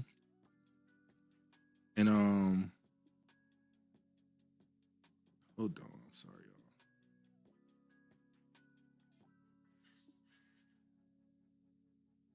What is this? What the? All right. Y'all. All right. United States' first known case of more severe strain of mpox confirmed in California. So now monkeypox, which was here last year around this time, maybe a little earlier, and after a few months of a scare, kind of disappeared because it was allegedly it was only associated with a certain, the LGBT community. It was only them that was dealing with it, and it kind of faded away because they gave them their shots or their whatever it was. Y'all still going back and forth. But now they're saying there's another strain that's here that's even stronger. And the first confirmed case is in California. The United States' first known case of a more severe strain of mpox was confirmed in California. The U.S. Centers for Disease Control and Prevention said Saturday the risk of clade 1 mpox to the public remains low, the agency says. The person diagnosed with mpox had recently traveled to East Africa. They made sure to put it connected to Africa, where the mpox outbreak is ongoing. The person was treated at a local medical facility and released, the CDC said. The person has been isolating at home and their symptoms are improving. The state and the CDC are working to identify and follow up with potential contacts. Oh, Lord. Then we got this one here. Come on. Why is this loading so slow all of a sudden? Oh, that's the same one. So, yeah. When they said that there was a monkey breaking out, and then a few days later, we get the first new monkeypox diagnosis. I was wondering, is that connected to whether or not that's connected at least. Then a teen in Canada got the bird flu. And then I see this announcement right here, which is that Trump picks Robert F. Kennedy Jr. to be his Department of Health and Human Services Secretary. Craig Counsell said, when are they going to let this monkeypox shit go? They're keeping it in the headline, just letting it buffer around and just stay there for a little while. And it's right after Trump gets elected. That's another thing that should be acknowledged. Trump wins the election. Here comes monkeypox. You get the monkeys escape from a lab. You get all this other stuff going on. Do you get the bird flu in Canada? Yeah. Don't be surprised if there's another possible outbreak or something. I see they was also mad about this right here. Like I said, Trump picks Robert F. Kennedy Jr. to be his Department of Health and Human Services Secretary. President-elect Donald Trump has picked Robert F. Kennedy to be his next Secretary of the Department of Health and Human Services, yada, yada, yada. Trump on Thursday announced this selection, confirming CNN's early reporting. The safety and health of all Americans is the most important role for any administration, and HHS will play a big role in helping ensure that everybody will be protected from harmful chemicals, pollutants, pesticides, pharmaceutical products, and food additives that have contributed to the overwhelming health crisis in this country. Yeah, he said he wants to deal with the vaccines. He wants to deal with the additives being put in the food. Okay, he brought up Fruit Loops and what's in Fruit Loops in Canada versus Western Fruit Loops in America. I saw somebody also speak on all these other antidepressants and all those other type of drugs that's being given to the public, how that's not helping. He said he wants to do something about that as well. All right, last section I want to get to. This is starting to get a little laggy. I don't need that one. All right. Harris defeat Jumbo's picture for female Democratic contenders in 2024. I just showed that to say that the person they plan on having running in 2028 will be AOC, and that she probably will have a child by then to make her seem like she has the family. Let me also show this right here. Okay. How do we grapple with the reality? He says, I can't wait for Kennedy to go in on the food health in this country. He definitely seems like he's going to be on the ass. Of what just happened. I was hoping that we could kind of succinctly go through like the stages of grief because they have been so extreme. And I think that there are so many people at home, including just based on that question, who can relate to that. I've gone from deep sadness and depression, like Andrew mentioned. I was waking up in the middle of the night going, fuck, like, is this real? And then I went through denial, which was like, okay, clearly this thing was stolen. Who did he steal votes from? Last time he was looking for votes, so clearly he must have found the votes. And then I talked to campaign staff who shall remain nameless. And the rage that I feel for these staffers and the things that they've been through, the ways in which they were gaslit, the ways in which, Andrew, we saw this play out in your election, I'm angry now. And I'm sad because I will be damned if they rest this at the feet of Kamala D. Harris. The stuff that needs to be overturned and changed up and ended is astounding. Like, my mind is frankly blown. Like, the level of surprise that I keep dropping down into is just more than I can even bear and articulate. They went through the entire stages of grief on their show. Good Lord. But in this, a topic came up about the next 2028, obviously, who the candidate will. We already said we think AOC is probably going to run. I don't think she'll do well. I don't think she'll have the support she thinks she will. Mr. Man says, Angela fine as fuck. She's an attractive woman. Oh, yeah, I found out the woman, I got the video, so I ain't got to see. I'm going to just move forward. I finally found out who that other woman was, too. All these celebrities. Jennifer Lopez, Beyonce. Honorable says she needs to apologize to Sexy Red for that BS performance she put on. Unfortunately, I think Angela is going to be an angry cat lady that will likely die alone. It shouldn't happen that way. She's an attractive woman. If she applied her intelligence to the right thing, that would be much more beneficial to her. But, you know, she's fell into the liberal only just echo chamber. So hopefully at some point she comes out of that and is able to look at the world from a three-dimensional standpoint. And we'll see, though. But she doesn't have a problem getting a man, though. Say, Oprah. If we don't show up tomorrow, it is entirely possible that we will not have the opportunity to ever cast a ballot again. You're going to look an audience in the face and you're going to tell them that if you vote for Donald Trump, you may not ever be able to cast a vote again. Who believed that? You'll be surprised. Who believed that coming from Oprah? Truly, who believed that? This is the kind of stuff that alienates an electorate, that alienates a vote or a voter. Because the freedom that you tell them they have, you try to confiscate morally by letting them know you ain't worth a damn unless you vote the way we say you should vote. It goes along with what Charlamagne said. Y'all said he was Hitler. Y'all said he was a fascist. Y'all said he's going to end democracy. Yeah, he wins, and he's sitting in the White House with Trump. What's the point?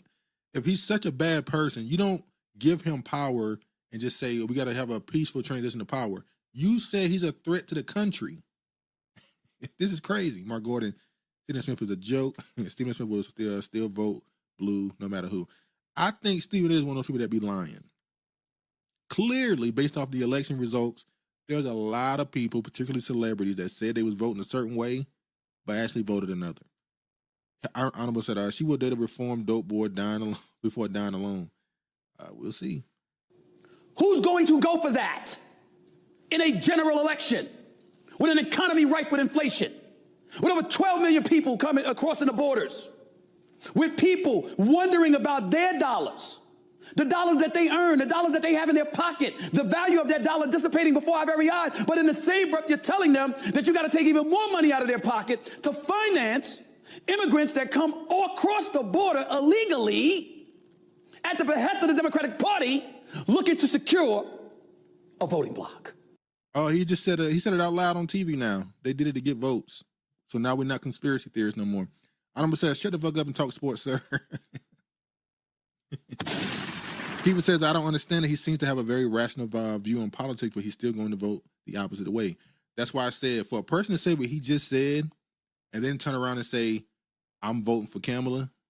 Well, we don't believe you. You need more people. I don't believe him. I think he 100% voted for Trump, both elections. I think he voted for Trump in 2020 and now.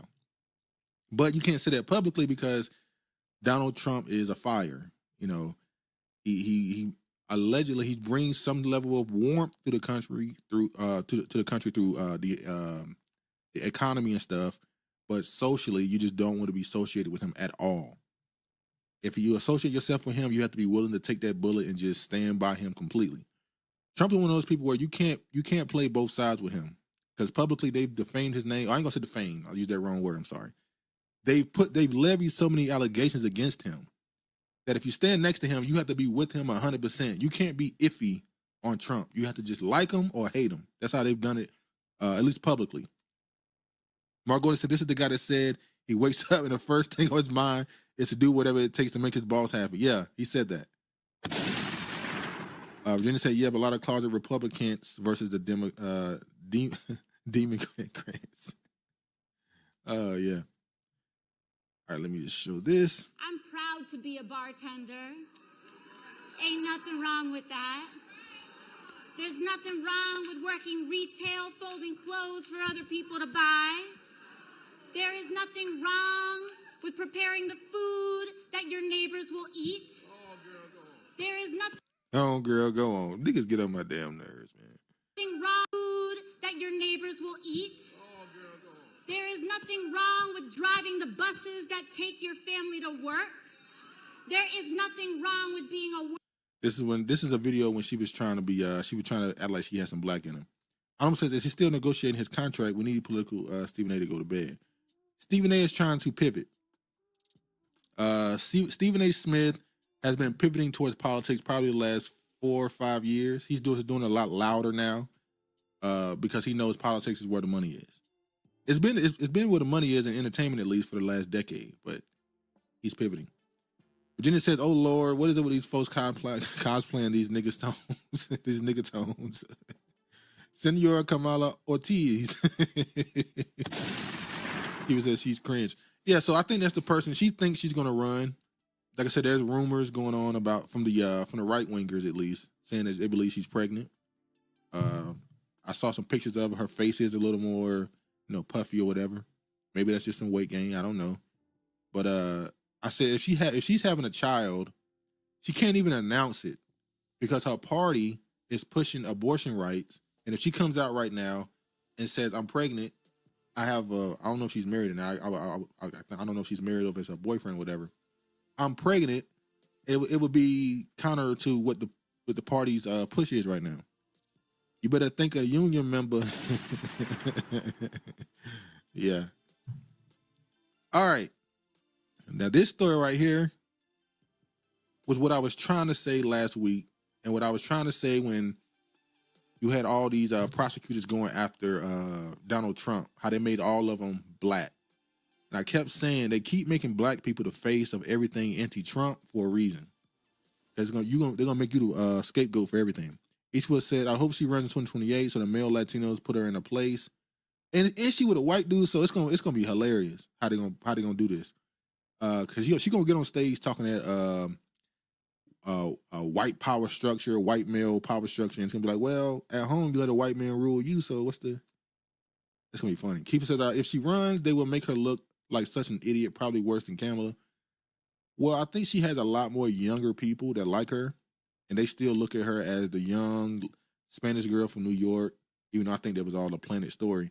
The little Spanish girl from New York who had all these, big eye intentions. You know, she was so naive about certain things, and she was so progressive. But they don't know that she's Nancy Pelosi now. She's already transitioned to Nancy Pelosi. But we'll see. All right. FEMA supervisor fired over Trump text says she didn't vote in the election. Now, a story came out I want to say a week or so ago, a little over a week ago, where they found out that during the hurricanes that happened and the tragedy that came from it, when FEMA was going around trying to give people aid, that they received a text message with the understanding of what they're supposed to do. And they were told, if you see any Trump paraphernalia or flags or whatever around somebody's house, to skip it because there have been interactions that were negative with Trump supporters. Now, the Trump supporters immediately said, that sounds crazy. If you saw a text of someone saying, skip over all the black houses because we had an interaction with one of the black people and it was not good, you would say that was discrimination and racist. So they got a point there. So it's going to get bad for them. White dude in the end go for Latinx community. This is a plus. I don't think so. There's a reason why you're seeing a lot of them try to claim the Hispanic Latino even stronger. Them voting Trump had nothing to do with them trying to be white anymore. It's about them trying to become the majority. But let me just show the video if I have it right here. Well, this is the evidence first. This is the woman. When I saw this, people said that female employee should go to jail. When I saw this, because it was this guy, Kyle Beckner, the right-wing dude. When I saw this picture, I immediately said, oh, God. And I thought it was going to be a white woman or a white man or some LGBT person or something. But when I saw that it was a black woman, I said, oh, no. This is bad. The Democratic Party they have a problem now. During this election, they centered black women voters. Understandably, that's your strongest voting base. And they tried to morally attack people who weren't willing to vote for that demographic. That's why I said there were a lot of black women, unfortunately, the liberal black women who felt so much rejection when people didn't vote for Kamala and she didn't become president. But that's another point. I already made that point. But now, because you're putting black women in front of all this stuff, you're going to be the target now, especially politically. It's going to get so bad where I don't think you're going to see a black female candidate run for president, at least for another couple of elections. Because this is not going to work. This is the text. Implement best practice. No one goes anywhere alone. Avoid homes or advertising Trump. Practice de-escalation and preventative measures. Yada yada yada. The typical stuff you're supposed to do. Take breaks. Drink water. Yada yada yada. This right here was a survey they did, letting them know. They showed a picture of the Trump flag in somebody's yard. They were asked, did you make contact? They said no. They said, what was the outcome? Not able to access property. They lied and said they couldn't access the property. So that's the proof. Now I want to show the video she did. She did an interview. And I got to give shout out to Roland. He immediately went and got an interview with the woman. And she did something that I said that was smart of her. She did something. She had to do something. And I'm speaking politically only, by the way. What she did helped black women in politics so much. It was going to get so bad if she didn't do what she did in this interview. He said straight to jail. Virginia says, I had the same reaction. Oh no, this is bad. He said it's giving Fonnie Willis vibes. Listen to how she able to flip this. This is smart. I was notified after I demoted. The next morning, they told me verbally I was fired, but they never provided me anything in writing stating that I was fired. They all alleged that these actions were made on my own recognizances and that it was for my own political advances. However, if you look at the record, there is what we call a community trend. And unfortunately, it just so happened that the political hostility that was encountered by my team, and I was on 2 different teams during this deployment, they just so happened to have the Trump campaign signage. FEMA always preaches avoidance first and then de-escalation. So this is not isolated. This is a colossal event of avoidance, not just in the state of Florida, but you will find avoidance in the Carolinas. Senior leadership will lie to you and tell you that they do not know. But if you ask the DSA crew leads and specialists what they are experiencing in the field, they will tell you. Demand for FEMA to give you those incident reports. They will substantiate what is happening to us in the field. So she did two things. One, she said she came up with the Trump supporters, or at least we've had interactions with this demographic that has led us to come to this conclusion. But she's also threw FEMA under the bus and said this is normal practice. It even happened in Carolina. So she was able to get it off of herself and put it on. It's systemic. This is how they do things. This is how things are ran. It is what it is. That was very shrewd of her to try and pivot and get people to pin this on FEMA rather than just on her. She better have did that. Honorable says no black women ran in 2024 presidential election. Hopefully the goofy supporters are waking up to that. I see people also clowning the black male Trump supporters because Trump hasn't chose anyone for his cabinet. No black man for his cabinet. And I see all the black dudes saying, well, we didn't care if he chose a black man for his cabinet. We want him to fix the system or fix the economy or whatever, because that's really all they care about. We just want to fix the economy. We don't care if he has if we have representation. That didn't matter to them. So I see them mocking them for that too. I'm gonna say, who leaked this? She was too comfortable with her job. Probably a Trump supporter who worked with FEMA. Kiva says, I think she lying. I don't think it was just her. I think she's telling the truth that it wasn't just her. I believe that FEMA, the people who have some level of influence, have definitely told them, made things political. I'll say that. Virginia says, I believe her regarding FEMA because they are jacked up. Also consider it was Appalachia, a different type of white folks. Even white is scared. Is scared. LOL. That's what I'm saying. She said that we had issues on the ground, and this is something that's normal in FEMA. Still doesn't make her right. No, it's still messed up, but yeah, it was going to be even bigger firestorm if she didn't say what she said in this interview, and she had to come out and say, I didn't even vote. Because she said she was too busy on these deployments. Now, speaking of Roland Martin, I'm not going to show the whole video. I just want to point something out that I didn't. I was wondering who this woman was last week. Last week, I showed a woman on Roland Martin's show who made the point about Bernie Sanders and how the populist platform isn't promoted amongst Democrats. And on election night, she pointed out how the transgender ads that Trump ran were so effective because the Democrats didn't have an answer for it, and she kind of implied that the Democrats make transgender rights too much of a platform, too big of a platform for a demographic that's not that big. Let me hold on. Let me get it in order.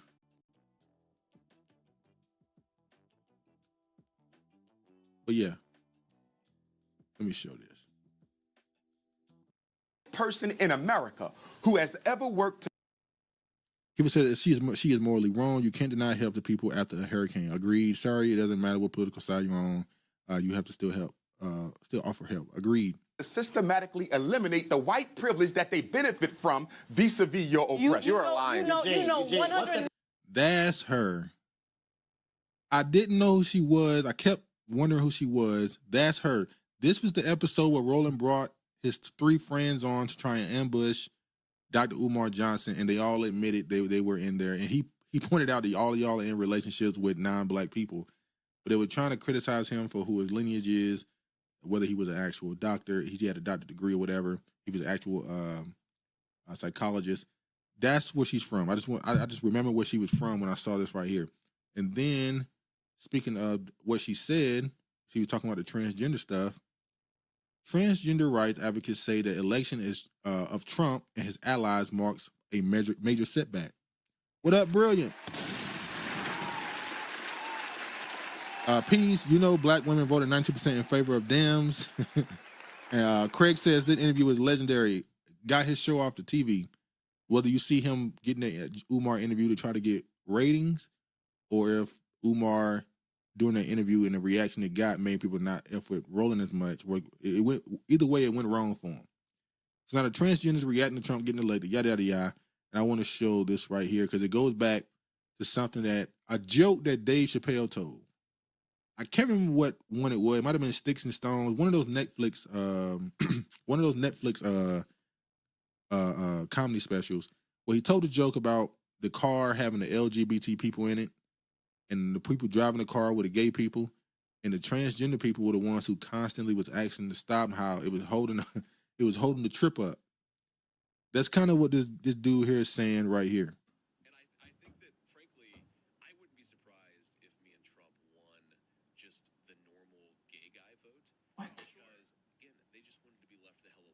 You're safe, Jeffrey. He's not talking about you. I think he's talking about me, well, normal gay girl, and other people like me. You know, the LGB part.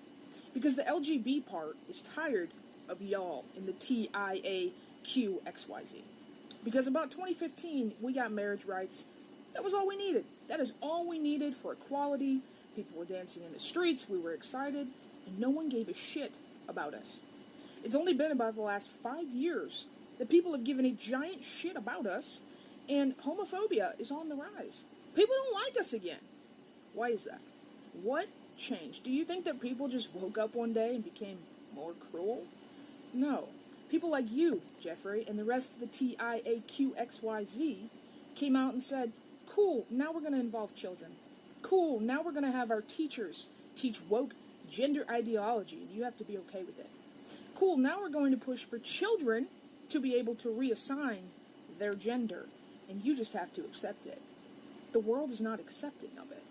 The world is accepting of the LGB and even some of the T if you want to mind your business as an adult, not push those ideas on anyone else, and just be a person.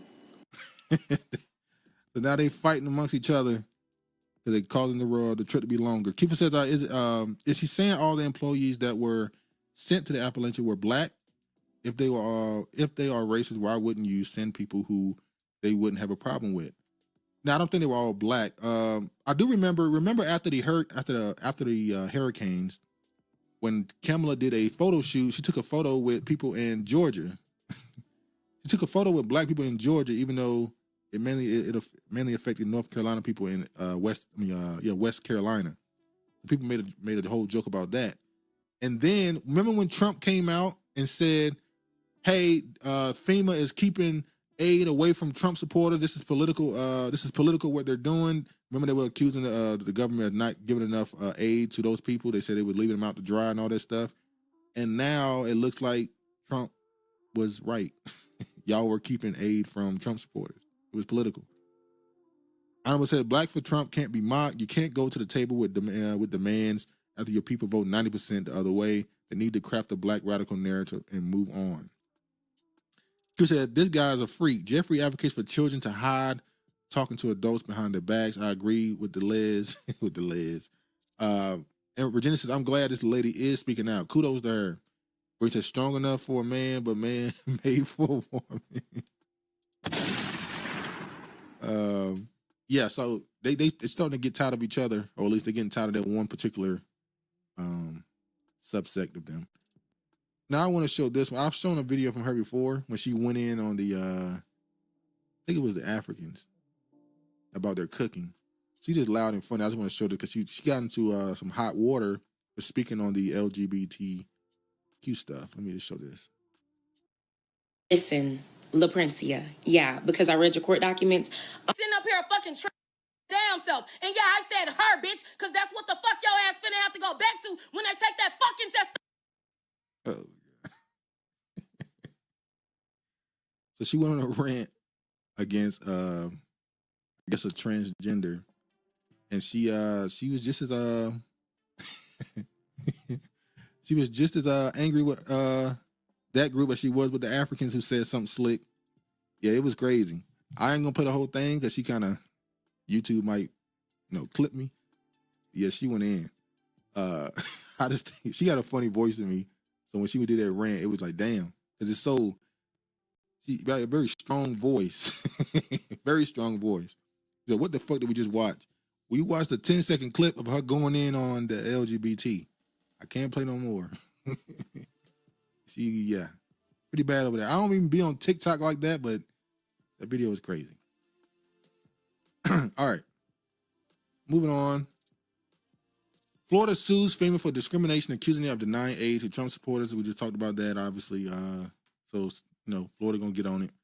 Let me play this. Politicizing a natural disaster, what FEMA is warning about. The only person making an accusation that people are not getting what they've asked for is Trump, falsely claiming that the administration is withholding resources because of political affiliation. That is just not true. Hurricane Milton victims in Florida may have been denied help for being Trump supporters. A FEMA official has now been fired for telling relief workers to bypass homes with Trump vans campaign signs. They then turn around and go, see, FEMA's not coming to help you because it's a Republican area. And then people go, see? No, not see. You've got to see for the first time in your life if you're MAGA. Donald Trump is a con man using you as his mark. Donald Trump's a ridiculous, pathetic liar. Well, the Federal Emergency Management Agency is facing major backlash after confirming reports that a supervisor ordered disaster relief workers to avoid homes with Trump yard signs. What would you say to people propagating misinformation about the emergency response to these storms? Stop politicizing FEMA. Elon Musk is hopping about the country, spewing and tweeting political falsehoods and attacking FEMA while claiming his desire to help the hurricane victims with free Starlink access to the internet. Donald Trump is literally putting lives at risk right now. If you can't trust FEMA and trust basic weather reports, for example, which he's questioned in the past. Elon Musk, the richest man in the world and top Trump ally, has also pushed lies about the hurricane to his millions of followers on the social media platform he owns. Now, unfortunately, tragically, quite frankly, it is politicized. The only person who is politicizing this is Donald Trump. He's the one guy doing it. The Daily Wire obtained private messages showing a FEMA official instructing hurricane relief workers there to avoid homes with Trump signs. Before her, I ain't got to put no more. It's just like the amount of gaslighting and lying. Shout out to keep it more gaslighting. The amount of gaslighting and lying, they just lie. They just lie. And telling you the truth, they probably already knew. They probably saw reports and stories coming in. They just decided not to take the story. I'm gonna say this is actually the norm. If you want to see the black version of the search, black LGBT and BIGO videos on any platform, the trans are really a part of the LGBT community. Virginia said the media is a damn war machine, and I stopped watching mainstream media in 2016. Yeah, it's gotten even. What I find, what's also interesting is how they still lie a lot, and once you see it, you realize that their lies aren't even good anymore. Like it's not even good lies. Like you used to be good at it. It used to be you had to have some discernment to get around their lies. Now it's just so blatant. Like damn. Even FEMA says funds evaporated mass aggravation. Yeah, your money just go missing. Hold on, y'all.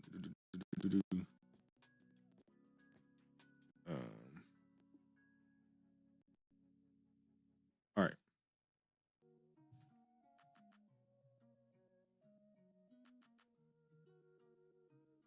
All right. A multi-million vote gap between 2020 and 2024 fuels false election narratives. It says facts, not even good lies, just junk. Yeah. So when the election first ended, people were saying there were 20 million votes missing between what the Democrats got in 2020 versus 2024. I think the vote count is now Kamala's at 74 million votes, and Donald Trump is at 76 million. So Donald Trump is about where the Republicans were last election, but the Democrats are down from 81 to 74. Whether you think those votes are, mail-ins or whatever, it's led to a discussion from the left now. The liberals are now saying they believe that the election was stolen. They believe that he stole, quote unquote, Georgia and Pennsylvania. They're saying that Donald Trump, his numbers didn't really grow. He got the same people to come out for him again, except he exchanged some of the older voters for younger voters. That's all he did. 2020's debunked election fraud claims are coming back due to Trump's 2024 victory. Now, this was the right wingers proving that the fact that y'all had such a drop in voters is proof that y'all were doing some shady stuff. I don't say so. Her mistake is giving the instruction to skip in writing, and FEMA doesn't have it in writing. There's a reason for that. Yeah, they protect themselves. Virginia said, "How did Jim Crow Joe amass 80 million votes based upon averages?" Exactly. Obama got 69 million twice, or 61, 69 and 66. We talked about this, and you get 81. Once again, I understand more people voted, I think, because of the mail-ins. Even I think it's at 156 million, just like last election. I think it was 158 million. This year, it was 156, I believe. Brinton says all them letters facilities are fairs and corrupt internally, DOJ, CIA, FBI, etc. Not a part of the LGBT. We talking about the video of the girl, okay. Georgia counties certify the election as fraud claims dissipate after Trump win. They talking about X in the election. We move forward. Hold on. Virginia says all this proves to me is stats are manipulated. 100%. I mean, to be honest with you, we probably haven't seen a real election in decades, probably. Remember when Dick Gregory said that he won the presidential election because they accidentally gave him some fake votes in when he ran? Now, I don't know if Dick Gregory was telling the truth or not, but Dick Gregory said that technically he was the president of the United States when he ran. Keeper says fake votes. All right, as sources say Trump could deport undocumented Chinese first, Asian American groups rush to prep. Now, I remember there was a little tension between China and Trump when Trump was in office in 2016 up until 2019. So now Trump is back. I think he had tariffs on China at one point, or at least sanctions. I can't remember. I think it was tariffs. Definitely was tariffs. He had tariffs on China products. So now Trump is back in. The Chinese think they're going to be, the undocumented Chinese believe they're going to be deported first. So now the Asians are trying to prep for the possible deportations. Brady says scandal in HOCR case studies. Yeah. House of Cards, yeah. As Harris, Ramaswamy, Usha Vance rose on national stage, Indian Americans faced harassment. Indian Americans helped define the 2020 election in many ways, but their communities took the heat as South Asian American hate pervaded the election. Y'all remember when I showed that article of them saying the reason why Kamala Harris don't claim her Indian heritage more, she can't be the first Indian whatever, is because of Hindu phobia. Remember that? I'm gonna say his numbers definitely grow. I've never voted Republican before. Eastwood, send Ting Ping Al and Old Man Dang out first. Sisters get ready for hair store discounts. Yeah. China. Oh, CIA, okay. Brady says, make America Indian again. Yeah, so now they're saying they're getting hate. The Indians are getting hated, as they say. I don't think Ramaswamy is getting any hate because he got a lot of those right-wingers to support him. Although, was it Ann Coulter who told him, you ain't never gonna get no power here, you're an Indian. we not voting for you. He said, what group should be deported first? Well, the ones who commit, and I would imagine we'd go with the most dangerous one, the ones committing the crime, so the Venezuelan gangs, so that'd be the South Americans, and all those people, you would get rid of them first, I would imagine. If they are taking over whole apartment buildings and shooting and stabbing people and raping women, get rid of them first. Speaking of that, this dude right here, I'm not going to play the video because he's speaking another language. I'll just play a little small. No nos vamos de aquí. No nos vamos de aquí de Nueva York, no. So in this video, apparently, in this translation, he's saying, we are not leaving America. My son and I are not leaving New York. My son was born here in the USA, and he's American. I sent a previous video telling you that if you would pay us $20K, we might leave. I'm waiting for you to answer Donald Trump. Yeah, all right. Probably lying. Yeah, it was Ann. Yeah, Ann told him you ain't winning, dog. Just go on about your life. Or at least you can help support what we're trying to do. So he said he will leave if y'all pay him $20K. I don't want to say a big China came out waving a white flag. Oh, Lord.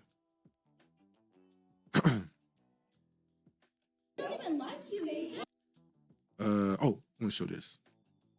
I'm not going to play this whole thing because I don't need to. I want to show this right quick.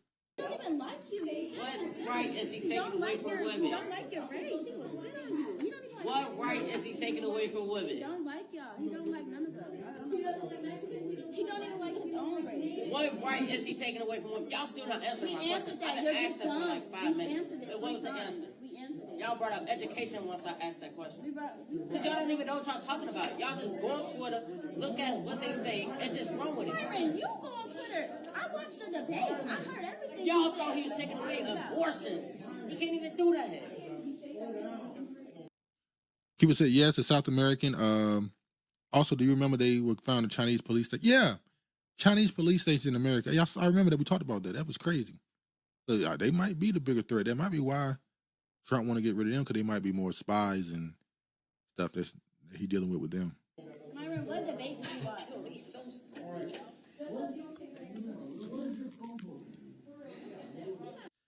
Okay, what do you think about, I think it's a high school classroom, and the kid and the young man and the young lady, they were debating Trump. What do we feel about, in a debate between high schoolers? Now, I do like the fact they were talking politics, and there was at least two sides of it. Now, we know the young women in the classroom, unfortunately, they have been indoctrinated into certain things.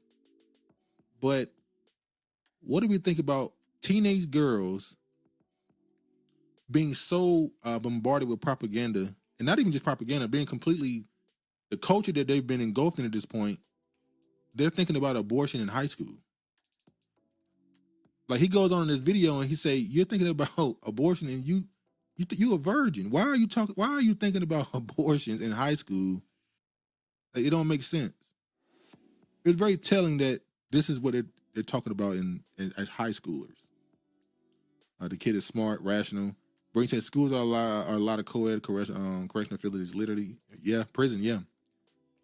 I remember when I was in high school, at one point they had us walking, not high school, sorry, middle school.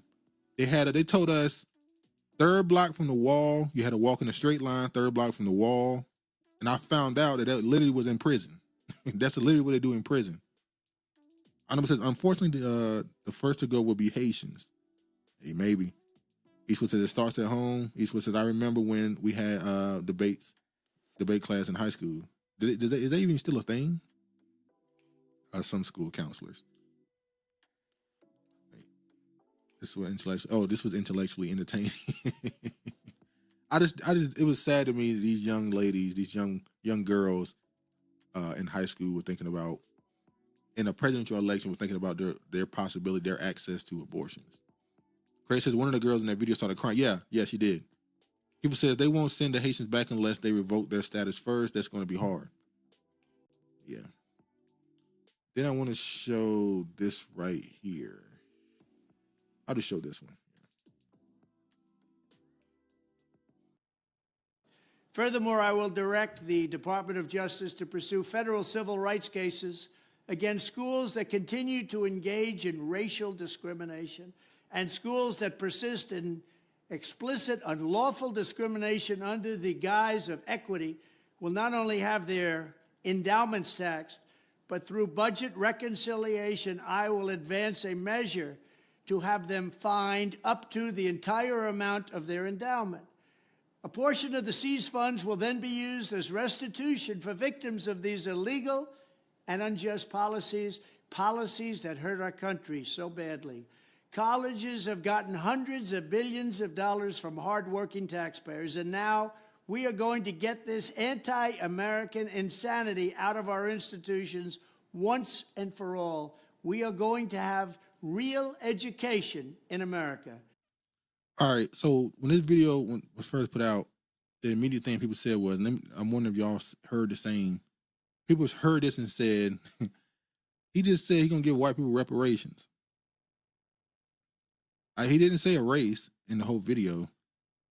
He inferred it with the equity point, saying that people have been discriminated against in colleges. I think that leans towards the argument that the Asians are making. But he didn't say a race. But I will say, if this was a thing that he was trying to give restitution to people based off of race and race discrimination and stuff, wouldn't that lead to a stronger argument for reparations? now on a national level if Trump does something like this. Maybe I'm wrong. Y'all let me know what y'all think. Honorable says everyone in the blue state debating abortion needs to shut the fuck up. Yeah, that's another thing. You're in a state that's going to legalize on a local level. Why are you worried about it at a state level? But anyway, let me. Speaking of reparations, quick. Palm Springs okays $5.9 million in reparations for Black and Latino families whose homes in the city burned. In a historic move, the Palm Springs City Council voted unanimously Thursday night to approve a settlement offer for the surviving farmers, residents, and descendants of Black and Latino neighborhood that the city burned to the ground 60 years ago to make way for commercial development. The settlement includes $5.9 million in direct cash payments to an estimated 1,200 people. It also includes a commitment from the city to explore naming a community park and establish a cultural healing center and a public monument to honor the legacies of former residents. Congratulations to them.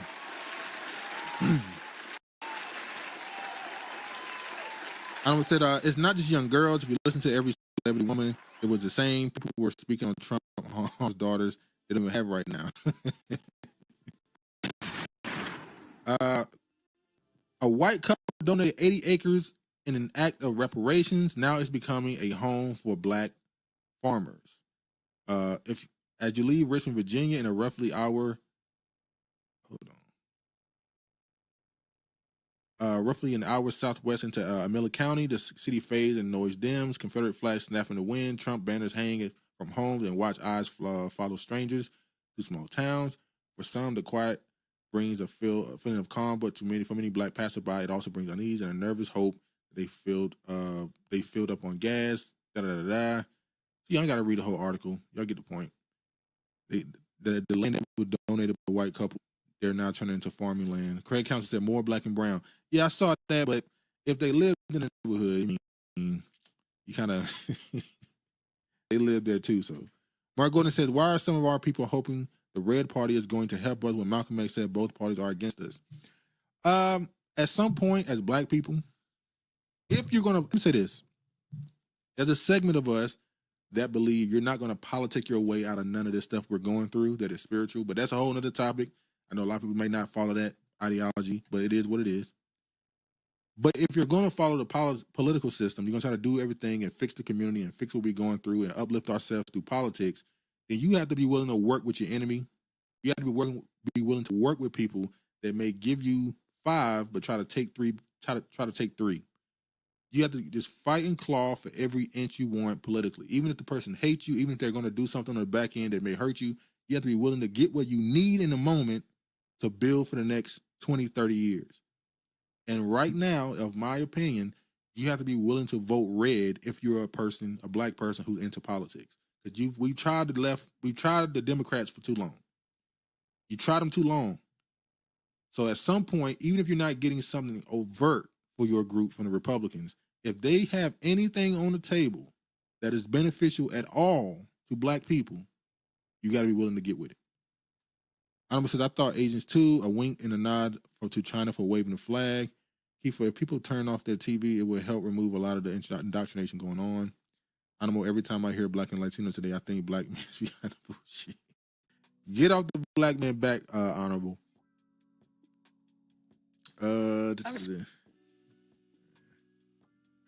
Y'all see yes, Travis. Y'all see Whoopi Goldberg say that she ain't having sex no more. Ain't no man getting near her vagina. And yeah, the jokes came. Green says, I have a right to reserve my vote. You do. That's a form of poverty, but if you're gonna do that, you need to have the entire block get with that. You have to say, we are not voting. If you're not going to get in line with each other, then politically it doesn't make sense. But Whoopi Goldberg says she ain't giving nobody her vagina right now. And she also said that making like $5 million a year on The View, she thinks that she don't make enough money to leave. If she did, she would leave. She thinks she's a common person. Hold on. Sorry, I meant Duke. Sorry. Thought you were trying to say Travis doing a fake sabbatical again.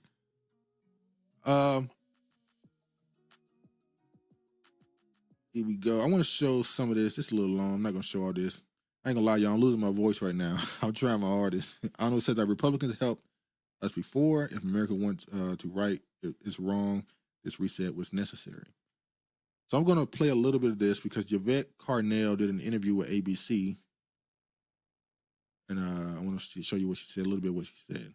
It has been a rough few days for Democrats as they are now faced with fighting. I got this video from Nikki the God, too, on Twitter. Finding a path forward while questioning the direction and next steps for the party after Donald Trump's resounding win of the 2024 presidential election. In an emotional concession speech at her alma mater, Howard University, Vice President Kamala Harris talked about being proud of the race that she ran, but clearly something about Harris's campaign just didn't work the way Democrats had hoped it would. Let's bring in Yvette Carnell, president of the American Descendants of Slavery Advocacy Foundation. Yvette, thank you so much for being with us. First off, let's talk about your organization because that is important to the perspective that you have. So tell us about it. Well, the ADOS Advocacy Foundation is founded to support the needs and advocate for the specific needs of American descendants of slavery, tracing back to chattel slavery, Reconstruction, Jim Crow. That's what we're about. We have a specific group, so we advocate for that group. That's what the organization does. I'm going to fast forward. Hold on. Well, the same way that you treat ADOS, but we have a different history. And what you heard a lot of Latino or Hispanics say is that, listen, we want opportunity. We don't want to be called Latinx. We don't want any of that. Well, that's a very different thing than ADOS. We want redress. We want rights. We want reparations. We want a lot of different things. So they banked on this idea of just saying, hey, we're going to be pro-immigration, and that's going to bring us in Hispanic voters. That's going to bring us in Latino voters. What they didn't understand is that these people are American, you know, and they want opportunity. And so they were, in large part, not all the way, but they tilted towards being pro-immigration. So Democrats banked on melanin. They banked on the brownness of people, bringing them together, not understanding that these groups have specific needs that they wanted, and they cannot campaign to us the same way. You cannot campaign to Black voters the same way you campaign to Hispanic voters. You just cannot do that. We're two different groups. It's funny she said that because that's the opposite of what the Republicans just did. The Republicans pretty much said, we're not doing the identity politics. We're going to fix the economy. We're going to do this. We're going to do that. The same way that would benefit the working class white, that'll benefit the working class Black, Hispanic. So we're not going to do anything specific for anybody. We're going to do something that helps everybody, and it worked for them. Okay, and to that point, we have had, Democrats and Republicans, specifically on Sundays, who I've spoken with, to ask, how do candidates reach these groups? And even when it appeared that Kamala Harris wasn't doing well with some of these groups, specifically young Black men, young men in general, there would be Democrats who were saying, well, the Republican Party isn't even talking to young Black men. So what do you say about these young, diverse groups who did still go Republican, who Democrats really did seem to think that they just had an advantage with? Hold on, let me get through some of these. Marcus, I'm going to run away from that whoopee comment. Keeper said the food and education are the number one priority right now. Getting the LGBT out of everything is important as well. Adam says days of the Dems DNC asking for votes only to tell us they can't do shit is over. Keeper, should we speak Travis back to the chat? LOL, just pretend he's still here. Honorable says we don't need the entire block. I believe 25% is a good enough goal. Eastwood says she sold out to the Dems. Yvette has always been suspect. Yeah, I saw people saying that because she did this interview that she was now associated with the Democratic Party, but she came out and denied that. Ray says, can we please stop begging in 25? Keeper, if they don't stop importing all these people into our country, Black voters will not matter at all. That's what they kind of want, I believe. I don't say this is one of Yvette's worst interviews. I don't care for a lot of the responses. Some were off here. Well, somebody went on the ADOS.com, I think it was, or maybe the ADOS Foundation website, and saw that she had a term on the website called Black American, second generation Black American, like an immigrant. And people were wondering, what does that mean? So apparently she has a plan for a quote unquote black people in general in America, and then she has a separate plan for quote unquote ADOS for reparations. And I said that must be her attempt to grow a coalition or build a bigger coalition, a bigger cog of people. So she's trying to include now the black immigrants in her political push. So we'll see how that works out for her. Listen, you had the co-campaign manager of the Trump campaign tell you in July, Ms. Wiles, who is now the chief of staff, she told us in July that she's going to target Latinos, that she is going to target black men ages 18 to 34. At that point, you have to put an agenda forward for these men. You can't just believe that they're a captured group who are going to vote for you no matter what. I think I had a video here too of the woman saying that. Hold on, let me see. Yeah, let me play this right quick. You are really a political pro. You micro-targeted, you looked at certain segments of the population, appealed to them, advertised to them, and you reached them. I mean, they voted for President Trump in numbers unseen. Just one example, it appears that 11 or 12% of black voters in Florida voted for President Trump. Who would have thought that? Probably you. Actually, 13%, which doubles the percentage he received in 2016. We knew going into this election that it really was time to change the Republican coalition. The traditional Republican voter coalition just simply can't, I don't believe, elect Republicans any longer. So beginning to bring into the tent a larger number of Hispanic voters, certainly making it palatable for African Americans to think. We targeted, we've talked to, we looked at vastly different voter groups than we had before. We talked to them, we understood what was important to them, we honored their traditions, and I'm happy to say, proud to say that it worked. You used words that are so interesting just now. Make it palatable. Did you want to make it palatable or did you want to energize? And so it was effective. The palatableness that I referred to earlier was really more about African American voters. They have a long and proud tradition of voting Democrat. And so our effort was to simply say, look what this president has done in the Black community and think about whether it's possible. Whether it's possible to do something different this time around. We made it possible. I'm going to play this little part one more time. They have a long and proud, was really more about African American voters. So she said particularly the African American voters, she said, we know they typically fall for the BS and vote Democrat.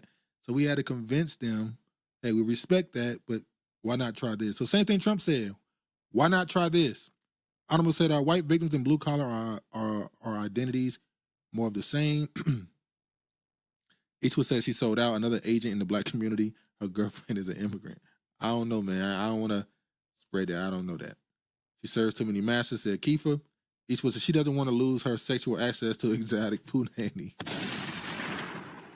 Honorable says, how did you see, did you see an article that said many of the black men who voted red came from foreign blacks, not African American? Someone is crafting a new narrative who got in our out. I saw that last week. They said most of the voters who voted for Trump, who were considered black men, were actually of African descent. They were African immigrants. As a matter of fact, that was kind of proven, like I said, in Texas, because allegedly 34% of the black male vote went to Trump in Texas.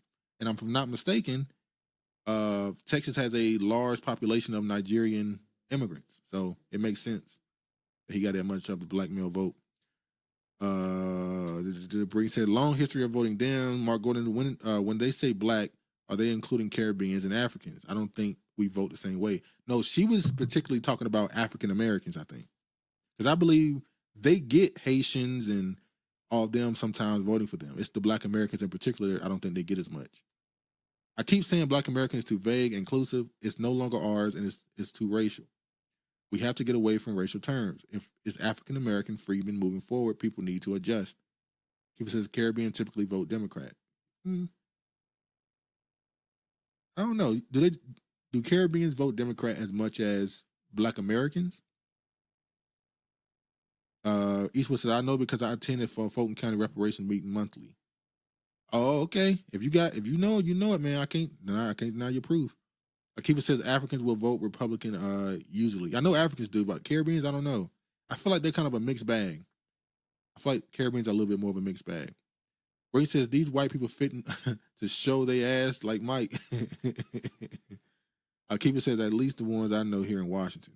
Okay. Well, Washington is also a very liberal state, so maybe where somebody live kind of sometimes, not all the time, obviously, kind of dictate their politics. Maybe like 70, 80% of the time where people move is typically because it's political reasons or has some political implications. Eastwood says Foundation of Black Americans. Is that it? I think that might be it. Oh, last thing I want to show, because I don't got to show no more of that interview. Last thing I'm going to show is her response to people saying that she sold out. She said, people watch a video of me being critical of Democrats and create their own narratives. I'm not working with anyone, nor have I been contacted by anyone inside the Democratic Party. Some of y'all life is sport. Some of y'all lie for sport, I'm sorry. Again, I appreciate ABC for giving me the opportunity to offer my assessment of the Harris campaign. Yes, I don't think she's working with the Democratic Party because her platform isn't beneficial to them. I believe the Democrats are about to move away from the identity politics.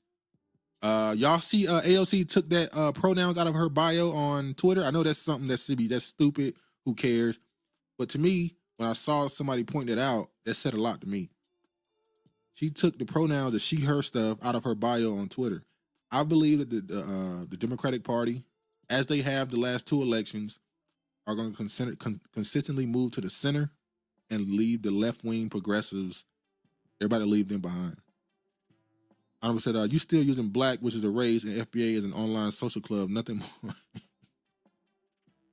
Mark Gordon, we also call ourselves Sulan. I saw that too. The younger audience seemed to be using that.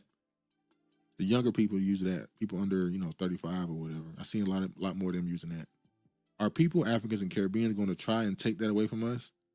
I mean, they call themselves Black American now, so Eastwood said, I believe Yvette was tapped by the DNC. I will see what she drives the next 2 months. Yeah, let's wait and see what Yvette. Let's give it. I'm gonna wait until the 2026 midterms. Let's see what Yvette is saying. Let's see what her politics are leaning towards. Let's see, what candidate she's put. Is she pushing any candidates? Is she still doing the down ballot thing, or what? Let's see what she's doing. It says, "I am American." Period. I've been seeing so long on TikTok. It's interesting. Yeah, I don't know the exact meaning of the of it, but I get the gist of it. I don't know if they're trying to keep Black American is a dummy mission. Look, we Black Americans let a lot of. I know y'all don't like me using that now all of a sudden, but we let a lot of things go. But people don't want to let Black American go. They don't want to let that go. So we'll see. We'll see. Okay. Move. People said the Democrats will learn nothing. I think they're going to move center. I think they're going to be forced to. The stuff Trump is going to implement, if they try to come behind them and try to pull all this stuff up that Trump is going to try to implement, it's going to antagonize a big audience of the country. I mean, so far at least, he still won the popular vote. And you don't want to go against that 4 years later. Unless he just does a horrible job, the economy bottoms out even more, then you don't want to go against that too hard just 4 years later. So. Anyway, let me see how long we've been going. It's 5 o'clock. 2:40, that's good. Yeah, 2:40. All right, I'm going to let y'all get out of here. We had a couple. I'll let y'all get out of here. Been going on long enough. We've spoken a lot of things. Got aliens out here in the water, possibly creating the Nephilim. We got them still complaining about Trump in office. Then it says not wishing nothing bad on the president-elect, but isn't it interesting that assassinations and Kennedys are involved in American politics again? That's a good point. People said, let's bet on this one. Nah, I don't bet. Definitely not going to bet on him. Honorable Yvette living well with her white woman. We can't watch the money with her. She can't dress. She won't make the hair of wearing or driving her well. Wait, Eastwood says she got an immigrant team. She got a Caribbean team. All right, y'all. Peace. Thank y'all for coming through. Appreciate the support. Be sure to like it on your way out. Please share it if you can. And as always, y'all, be safe. All praise to the Most High. And peace, man.